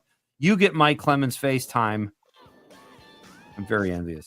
PJ on the stream says that was good, and that was around the time we played our sketch. Yes. Thanks. My pain is your amusement. You got Silverback Gorilla opened up a can of whoop ass on Conrad and me, but Conrad got the brunt of it. We are coming back after a very short break. We'll have more with Mike Clemens, and then Terry Barr comes along at 7:35. Hey, it's great to have you with me. Hope you're having fun with us here tonight on Nightlight, folks. It's Pete Schwaba, and I'm on the Civic Media Radio Network. A smash of Mercedes-Benz. First we run, and then we laugh till we cry. But when the night is falling, you cannot find the light. You feel your dreams are dying. You're listening to the Talk of Green Bay, WGBW, home for Nightlight with Pete Schwaba. Mark your calendars for heart-pumping, exhilarating action at the 2025 Queen Marinette's Run the River Powerboat Races in Marinette, Wisconsin on June 7th and 8th. The action will be nonstop as these high-octane boats reach speeds of over 105 miles per hour. Located on the Menominee River, you'll be seated up close so you can witness all of the high adrenaline drama. The races are free and perfect for the entire family. Racing will be fierce with up to 100 powerboats and 18 heats a day. Races kick off on Saturday and Sunday at 12:30 p.m. and run throughout the entire day. It's Queen Marinette's Run the River Powerboat Races, June 7th and 8th. Free for the whole family. You won't want to miss this awesome event. For more information, head to fishonmarinette.com and click on the events page or contact the Marinette Welcome Center at 715-732-4333. Rendezvous of Luxembourg reminds you, in times of war and peace, the men and women of our military dedicate themselves to serving our country. Their commitment, patriotism, sacrifice, and courage keep our country safe and strong. Let us honor those who've lost their lives in the line of duty and salute those serving today. From Rendezvous of Luxembourg, known for their bowling alley and restaurant, still serving delicious roasted chicken and more in their beautiful banquet hall. Visit rondlux.com. Amicus, a law review with Jim Santel. Ross calling in. Thanks for your show. I'm just wondering if we're watching or witnessing a legal system where what we thought was precedent is now going to be sort of cast away. The reality is the question that you raise about the future and what are the implications when in fact the things we understood always to be bedrocks of our community, of our nation, are no longer that. Amicus, a law review, Saturday mornings from 9 to 11. Every 15 seconds, someone is diagnosed with cancer. If it's happened to you or someone you love, the American Cancer Society can help at every step of the journey. Visit cancer.org today. As Wisconsin.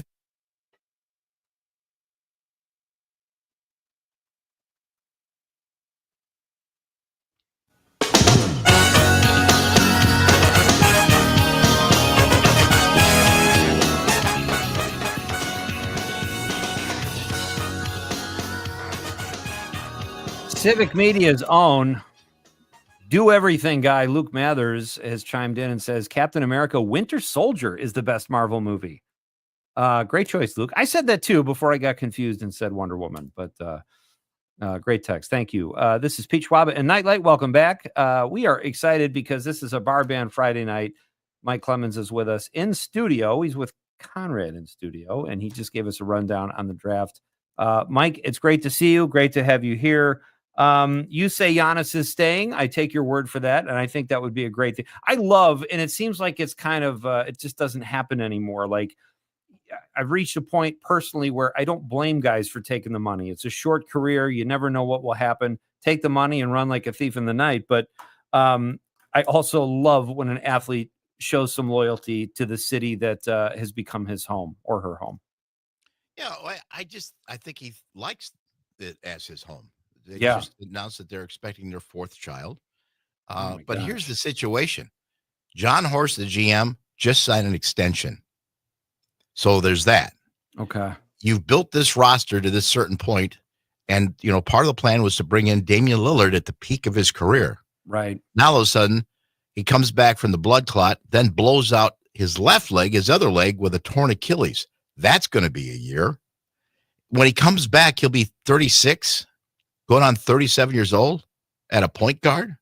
Right. And then a lot of the contracts of this, current group of guys that you brought in trades and whatever, you can't really budge there. And John Horst doesn't have a pick in the first round now until 2031. How do you rebuild a team? Oh my gosh. How do you rebuild a team with that? So that's why people say all the Bucks can do is trade away Giannis and get, 5-6 picks and a whole bunch of new players. Or you just go back to saying, we're going to go to the plate again and swing with the group that we've got. And, right. And hopefully Bobby Portis doesn't get suspended for 25 games this year. And Dame can get through a whole season, blah, blah, blah. But I don't know if he's going to, he can't play at all. I mean, it's an Achilles. Right. Sometimes it could be a career ender. Didn't Kobe Bryant have one? He did toward the end of his career. Yeah. And he wasn't really, he couldn't move like he did before. He was just kind of shooting from the, right. Conrad had his Achilles ripped out by that silverback gorilla. I don't know if you heard that. He did. Yeah. Back up Well, on his feet in a couple weeks, Right. He made the mistake of being one of the first of the 100 guys. Exactly. I'm back there on Right. 97 or 98. That's when I jump in. Right. You guys are doing a fine job up there. I'll take pictures. I just want to know. I want to tell you if we ever see serious combat, I'm going to be right behind you guys every step of the way. Do we know who started that? Because it was even on Colbert last night on I don't even CBS. know. I have no idea, and it's such Great a question.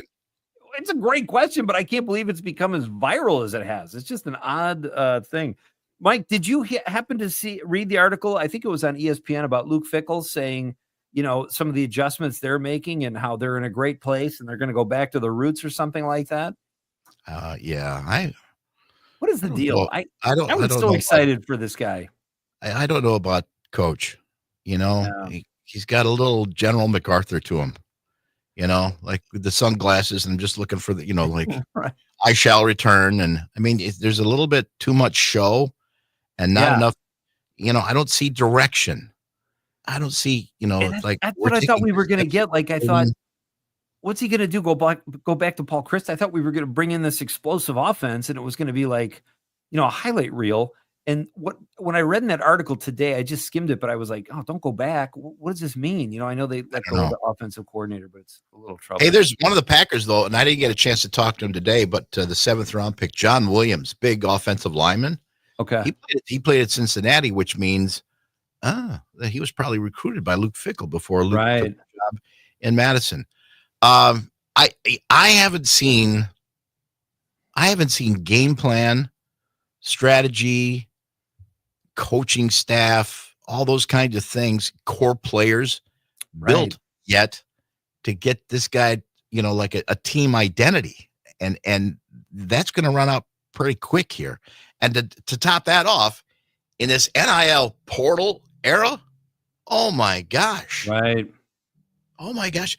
One of the guys I was talking to the other day, though, they used to, back to the Packers and rookie orientation week, is they also would bring in these kids and say, okay, now you're going to make $1 million this year. So here's your financial advisor. Here's this. These kids are coming. They've already got an agent. They already know what to do with money. That stuff. They've grown up a lot in the last year or two, and they're ready to go right into playing pro football. So there's that bridge that's been built. Right. Mike, I've got to read some texts here before we get to the break, but I appreciate you. It's so great that you're there, and I'm so envious that I'm not, or I'm envious of Conrad because I'm not there, but I really appreciate you coming in, and maybe we can talk some Cubs Brewers next week. Hopefully so. Yeah. Hopefully, they're just getting underway tonight. Yeah. 3 games set. Cubs in first place right now, 19 and 16. 2 or 3 games, not a lot, but yeah, it should be good. Thank you so much, buddy. Always so much fun when you're on the show, and maybe we can catch up next week. My pleasure, Pete. My pleasure. All right. Thanks. That's Mike Clemens, the hardest working man maybe ever. Can I say that, Conrad? I think I think you can. Civic Media Sports Authority. All right.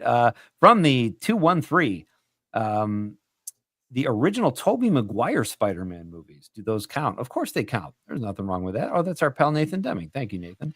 And then Tom said, your host said 600,000 level. What does that mean, Con? I think that's just about the attendance, maybe. All right. Yeah, that's Mike Clemens. I don't ever doubt what Mike says. So Steve from the 920, you know him as Dad Conrad, says favorite Marvel movie was the Iron Man movies where it helped Robert Downey Jr. get back on track. Did your dad steal your answer or did you steal his answer? That's what I want to know. I think we watched it together when I was young. You did. So. Brian from Milwaukee says, I don't have a favorite Marvel movie. Was turned off by the whole franchise when they started merging everything together. You miss 1 or 2 films in the franchise and you are completely lost in the storyline. Join the club, buddy. Thank you for the text, Brian. We're coming right back. It's a Barbie and Friday night, ladies and gentlemen. Terry Barr is up next. It's Pete Schwaba and Nightlight on the Civic Media Radio Network. The champion of dance, his moves will put you in a trance, and he never leaves the disco alone.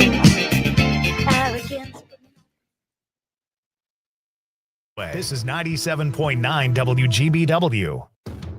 Enjoying this local program? Find the complete Civic Media lineup at civicmedia.us or the Civic Media app. ABC News, I'm Dave Packard. Wall Street closed the week with a 9th straight day of gains, spurred on by better than expected jobs numbers. 177,000 jobs added last month. ABC's Alexis Christoforous. This is the first report that covers at least a period of time when Trump announced his tariffs on April 2nd. And it shows a solid job market. It shows that we had momentum going into what could be a very difficult period. I think the question now is, can that momentum get us through to the other side? President Trump posting on a social media that Harvard University should lose its centuries-old tax-exempt status.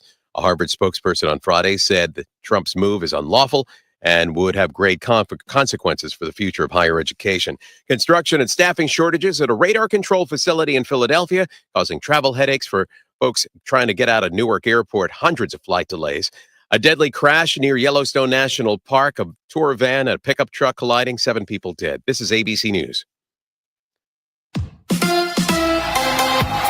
Brewer baseball tonight. Hi, I'm Mike Clemens with sports. It should be a packed house tonight when the Brewers host the Chicago Cubs at AmFam Field in Milwaukee. Game 1 of a 3-game weekend series. Right-hander Ben Brown on the mound tonight for Chicago against the Brewers' Quinn Priester. Good news on the return of Brandon Woodruff, who pitched 5 2/3 innings for the Wisconsin Timber Rattlers, allowing just 1 run on 3 hits as he comes back from that shoulder surgery. Felt pretty good. Each and every outing has been a little different in terms of the way the body feels, but it feels great. Shoulder felt good. Now it's just more about as I'm getting into these outings after a year and a half. I think this is my 4th one. It's all about getting the delivery in place and just trying to execute pitches. NFL, the Packers beginning their 3-day rookie minicamp today in Green Bay. In Madison, a loss for the Wisconsin Badgers women's volleyball team. Sophomore Lola Schumacher deciding to enter the transfer portal. She's one of their best players.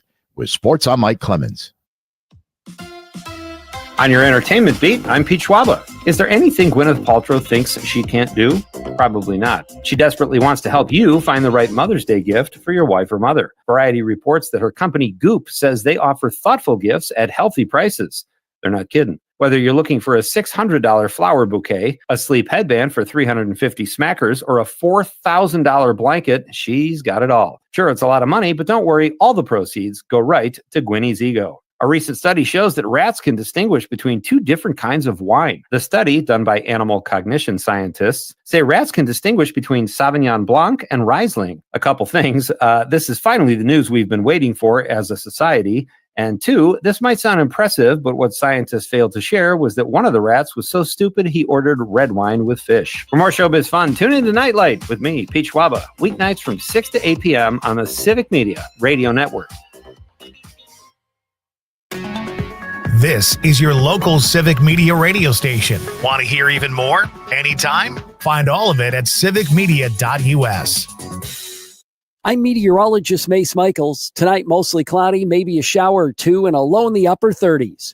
Early clouds to start off tomorrow, then sunshine for the afternoon. Highs in the mid-50s, but warming up into the mid-60s with sunshine for Sunday. Beautiful weekend. Right now, it's 53. Mino and the Mayor. I talked to my brother yesterday, the priest, and he's in Quick Trip, and this lady's there, and she goes, I got up and watched the Pope's funeral this morning. Well, that's great. She goes, that was on really early. And he goes, oh yeah, 3:30. She goes, they probably did that because of the draft. Mino and the Mayor, weekday morning 6 till 9 on 97.9 WGBW and 98.3 and 96.5 WISS and the Civic Media app. Doctors Without Borders is delivering life-saving medical care where it's needed most in communities around the world. From bandaging war-wounded patients in Sudan to providing clean drinking water in Haiti, we're in more than 70 countries worldwide, bringing patients from sick to recovering, from emergency to aid, from crisis to care. This life-saving care is made possible by a global movement of supporters like you. Thank you. Maggie Dawn. Monday, I've got a special guest co-host with me, Matt Rothschild.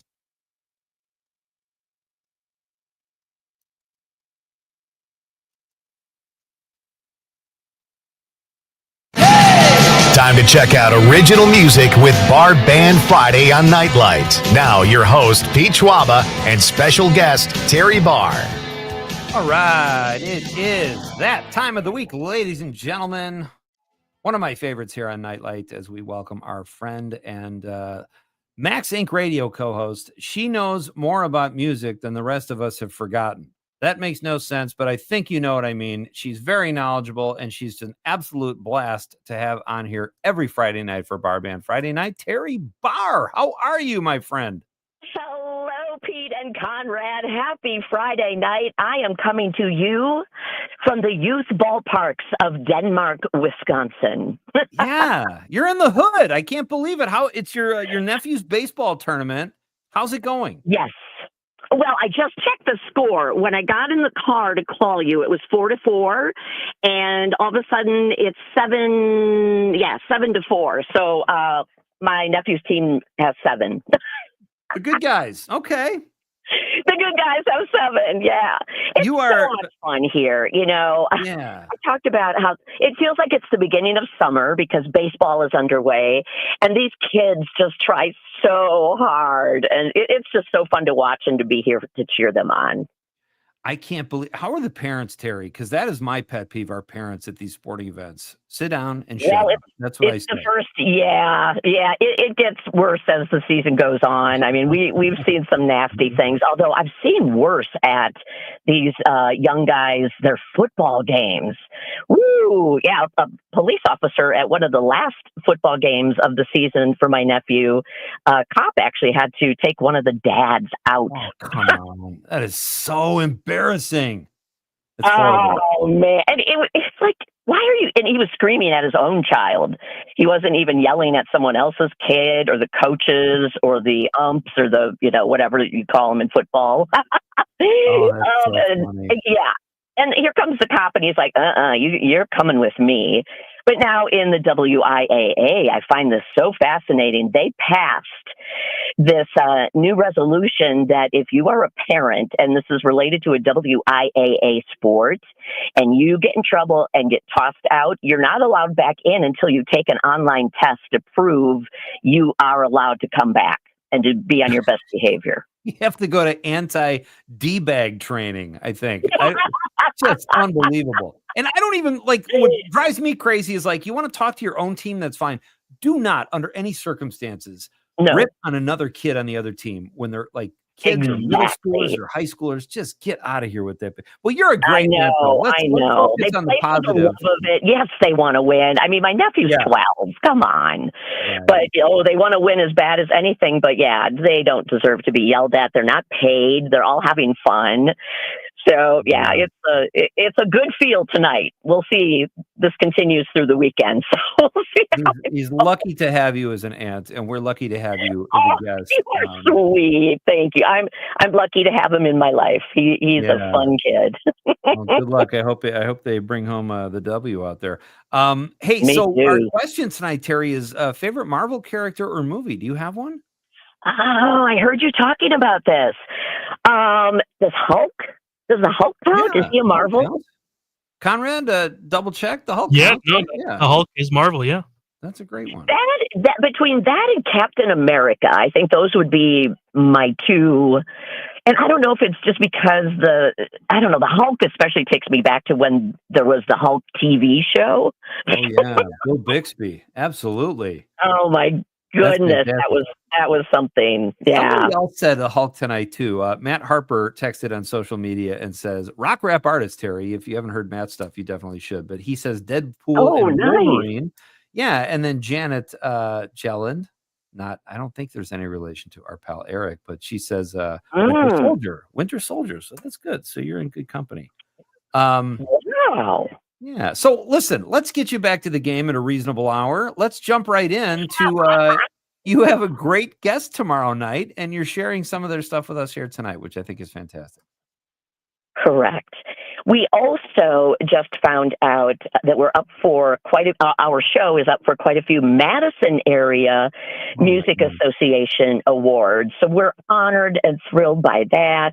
Wow. But Sunday night, the Wisconsin Area Music Industry Awards is happening this time in Milwaukee. I understand next year it's in Wisconsin Dells. So they're trying to move it around the state now.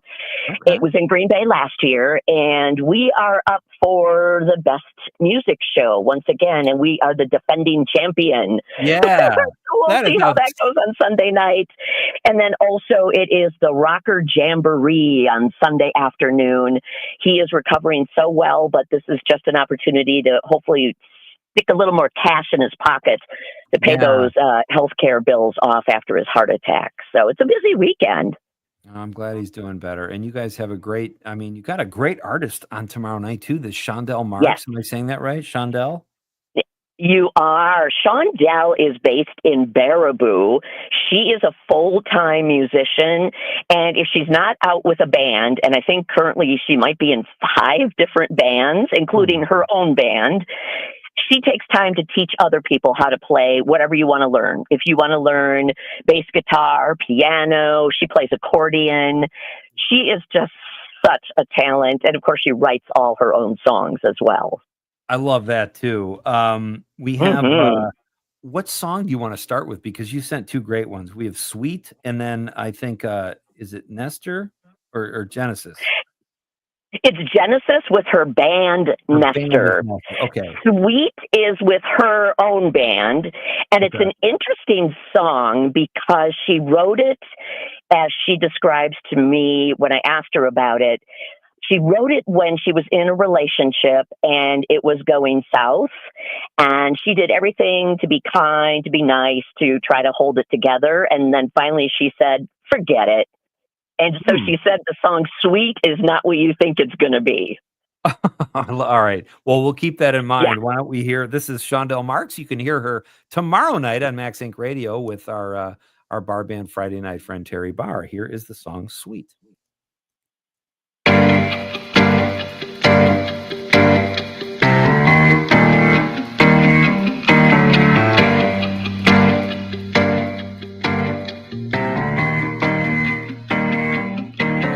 Picture perfect sweetness was once the part I played, pleasing to the eye and to the ear.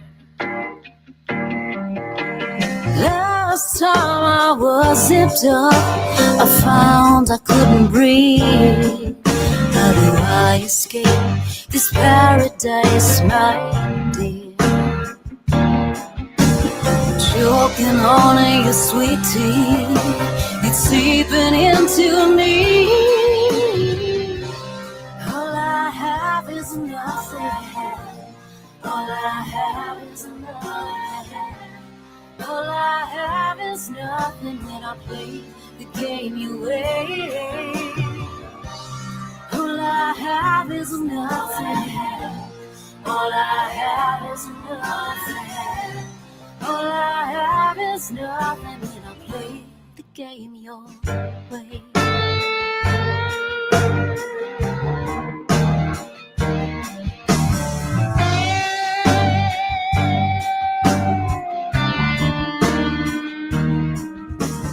Who are you to say the final word?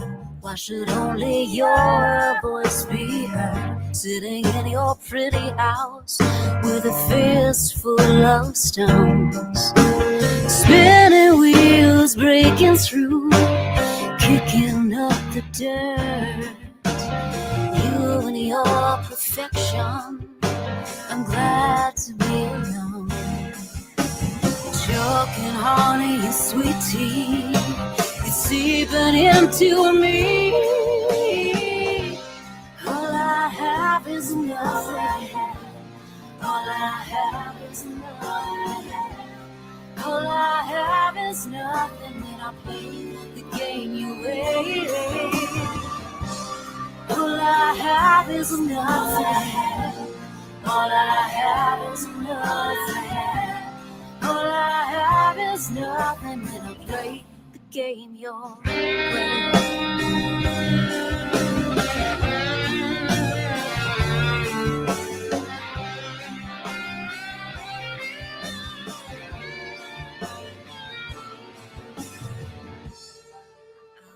Honesty would count for something, 'cause at the end of the day,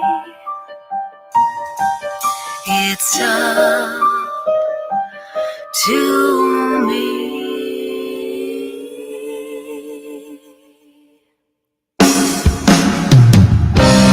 All I have is nothing.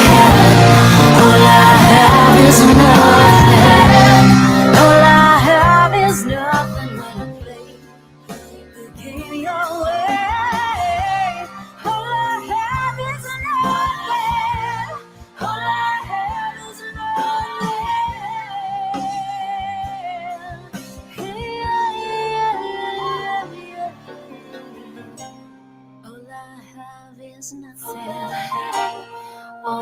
have is nothing. All I have is nothing when I play the game. Man, that is a tough luck song. That's great. It is. Yeah. You know, and it's like, so there. I was looking her up while the song was on, and I looked her up earlier, but I didn't realize I made a friend request for her because she's part of the Bottle Rockets and Gin, right? She is. Yeah. That is one of the 5 projects. Yes, Gin, Chocolate, and Bottle Rockets. The 3 trio, the women. So incredible. And just listening to Shondel's voice, you can imagine with Gin, Chocolate, Bottle Rockets, and I know we've highlighted them on your show, but their voices together are just incredible. They are great. She's great. Yeah. I reached out because I hope at some point to have her or Gin, Chocolate, and Bottle Rockets on the show. That's a great song. So tell us a little bit about, Nestor is her other band. I can't even keep track of it. Yes. So Nestor is this other project she started a couple of years ago with just, again, a couple of other women musicians. Yeah. And I shouldn't stop there because she just started a brand new band called Spare Bones with other female musicians. So it's pretty cool that she is really trying to pick up other women who want to get on stage and play. And I mean, and they're all so good. I'm jealous. I said, can I just come up and play like a cowbell or a tambourine or something with you guys? Man, oh, that's great. But the whole reason we're highlighting her, Pete, she is hosting a really cool show happening at the Al Ringling Theater in Baraboo, that gorgeous historic theater in downtown Baraboo. It's on May 10th, and it's going to be her brand new band, Spare Bones, Madison Malone, who is a product of the Portage Music System and a musician out in LA now. She's going to be back for this show. And then the highlight is one of Shondel's other projects, which is called Gold Dust Women. They're a cover band of, as you can imagine, Fleetwood Mac. Let's pick up right there when we come back. Terry Barr is here. It is a bar band Friday night, and we have another song coming up right after the break. Great to have you with me. We are coming right back with Terry Barr on the Civic Media Radio Network. You're holding back. She said, just as destiny. This woman is my destiny. She said, ooh, just as destiny. A backless dress and some beat up sneaks. My discotheque, Juliet.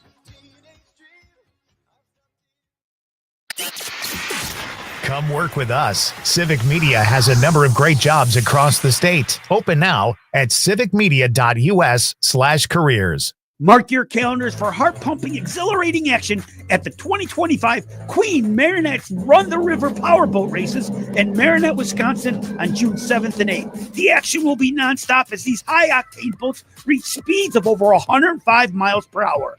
Races kick off on Saturday and Sunday at 12:30 p.m. and run throughout the day. Free for the whole family, this is the perfect summertime weekend getaway. For more information, head to fishonmarinette.com and click on the events page. Hey, it's me, your liver. You know, the organ that helps you recover every weekend after pizza, donuts, and all those drinks. When you have a headache, you take an aspirin. You have a stomach ache, you pop an antacid. But where's the love for your best buddy, the liver? The least that you could do to help me stay healthy is take Active Liver from New Nordic. Active Liver tablets contain high-quality, all-natural ingredients like milk thistle, globe artichoke, and turmeric extracts, which are proven to keep me healthy and you feeling your best. Active Liver provides an easy daily detox and helps protect me all year long. So let me make you an offer you can't refuse. You take care of me with Active Liver, and I keep taking care of you. Capiche? See for yourself why Active Liver is Scandinavia's #1 liver health supplement. You can find Active Liver at CVS and online at Amazon or directly from NewNordicUSA.com. Again, find it in stores at CVS or online at Amazon or NewNordicUSA.com. You may not always see it, but your presence in this world has left ripples far beyond what you know. It's Amanda with another new Wisco 411, brought to you by Area 509 in Appleton. And that statement rings very true for the Prevent Suicide of Fox Cities group. They will be holding their 4th annual Walk to Remember event on May 4th from noon till 4:30 p.m. There will be resource tables, basket raffles, and a candlelight vigil, and much more. Register today by going to WGBW.FM and clicking events. I'm Dan Schaefer. Let's recombobulate. On April 22nd, in the Wisconsin State Senate, something happened that you don't see too often. A high-profile bill passed with overwhelming bipartisan support. The Republican-controlled chamber voted 32-1 to extend Medicaid coverage for new moms from 60 days to 12 months. Wisconsin is one of only 2 U.S. states that has not already extended this critical postpartum coverage. So with that kind of support, you'd expect the bill to pass, right? Well, Republican Assembly Speaker Robin Vos has repeatedly blocked this legislation from coming up for a vote. Several Republican state representatives have been speaking out on this, urging Vos to change his tune, but he has not yet budged. It's time for Vos to end this charade and allow this bill to come up for a vote. If he's opposed, he can still vote against it, but one person should not block a bill that has already been supported by the majority of his own party. Let the people vote, Mr. Speaker. Find all of Dan's work at the Recombobulation area.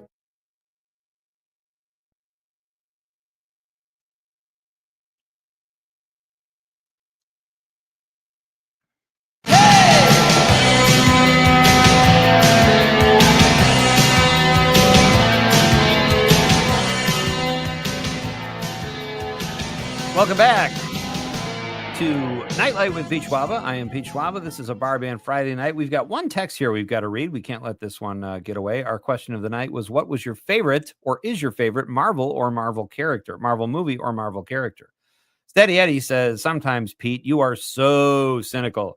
In the future, a penny saved may be a penny or more earned. He's talking about our bumper. Old Ben Franklin will have been proven wise again. The pennies minted in 1981 and before are pure copper and now worth over 2 cents. If you and Conrad separate and save those copper pennies in a big old Wisconsin milk can during the commercial breaks of Nightlight, in about 25 years, when the price of copper pops, take those puppies to the shelter and cash them in. You and Conrad will both be sitting pretty and spending your winters in the Bahamas on a beach, sipping a cold beverage of your choice. Without a care in the world, I guarantee. Steady, save your copper pennies now and thank me later, Eddie. P.S. Not meant as financial advice. Thank you for clearing that up, Eddie. He says, for entertainment purposes only. I love that Steady Eddie thinks Conrad and I pal around all the time outside of the studio. We should do more of that, Conrad. Let's be honest. I mean, we fight silverbacks together, so I don't know what more you want, you know? It's living. All right. We've got a few minutes left here with our friend Terry Barr, who is at her nephew's baseball game. She is sharing time with us the artist, singer-songwriter Shondell Marks, who is great. You can see her at the Al Ringling Theater May 10th with her band Spare Bones. Love that name. And you can hear her tomorrow night on Max Inc. Radio from 6 to midnight. She won't be on the whole time, but Terry and Rocker will talk to her tomorrow night. That's exciting, Terry. It is. She is so terrific. She's also one of those that teaches little girls at Girls Rock Camp. And that's a week-long thing that you can actually do as a girl from the age of 8 to 18. You go for the week, you learn to play an instrument, you form a band, you write a song, and at the end of the week, you get up on the stage and you jam that song for everybody who's in the audience. That so cool. So fun. And we were just talking about that last week with our guest last week. Paige Kleber. That was so much fun. Yeah. Okay, so as you've established, Shondell Marks has many different entities when it comes to music and bands. Let's hear, this is the song Genesis from her other band, Nestor. Am I getting that right, Terry? You got it. Yeah. All right. Fantastic. It's Nightlight with Pete Schwaba. Bar Band Friday night. Terry Barr is here. Here is our second song of the night, Genesis. Make some time for me, please. Genesis. You know it's been a while since we last walked.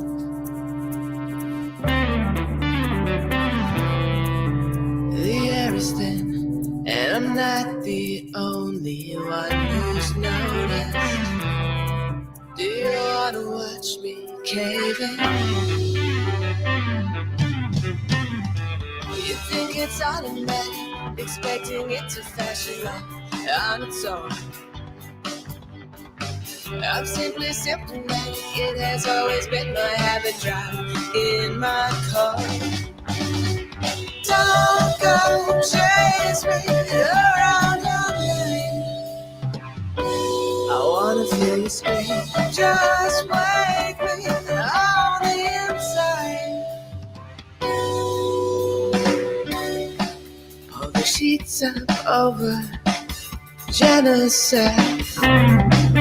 You know it's been a while since we could rest.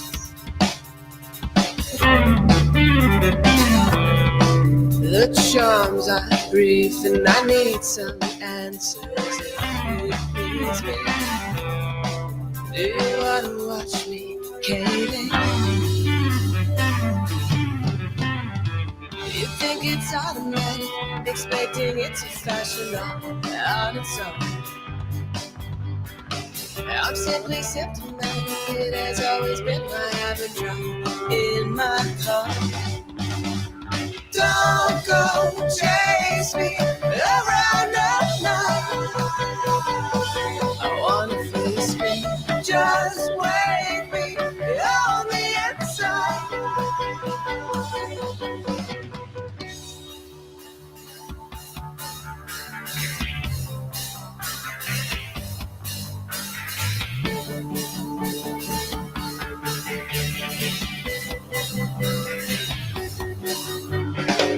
You have to hope that it's not true. The sample's not reality. Enjoy a bit of reverie. All the time I'm not right. The sample's not reality, 'cause I'm not right.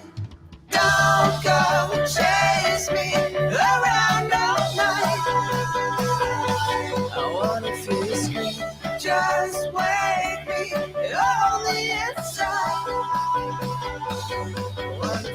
Don't go chase me around all night. Wanna feel you scream, just wake me on the inside. Wanna feel you, don't go chase me around all night. I wanna feel you scream, just wake me on the inside. I wanna feel you, don't go chase me around all night. I wanna feel you scream, just wake me on the inside. Wow, that was great, Terry. Incredible She's musician, outstanding. and then she brings all the right people around her. Man, oh man. That is outstanding. We got to get out of here. Thank you so much. Have a great show tomorrow night, and good luck to your nephew. Thank you so much. That's Terry. Have a great weekend, everybody. You too. Thanks, Terry. Have a great show tomorrow night. Thank you to Mike Clemens. Thank you to Matt Miller and Terry Barr and all your texts and calls. Another fun night at Nightlight. Thanks for being with me, folks. It's Pete Schwaba. We will be back Monday night on behalf of the lovable producer, Conrad. Good night, Wisconsin. You know, yeah.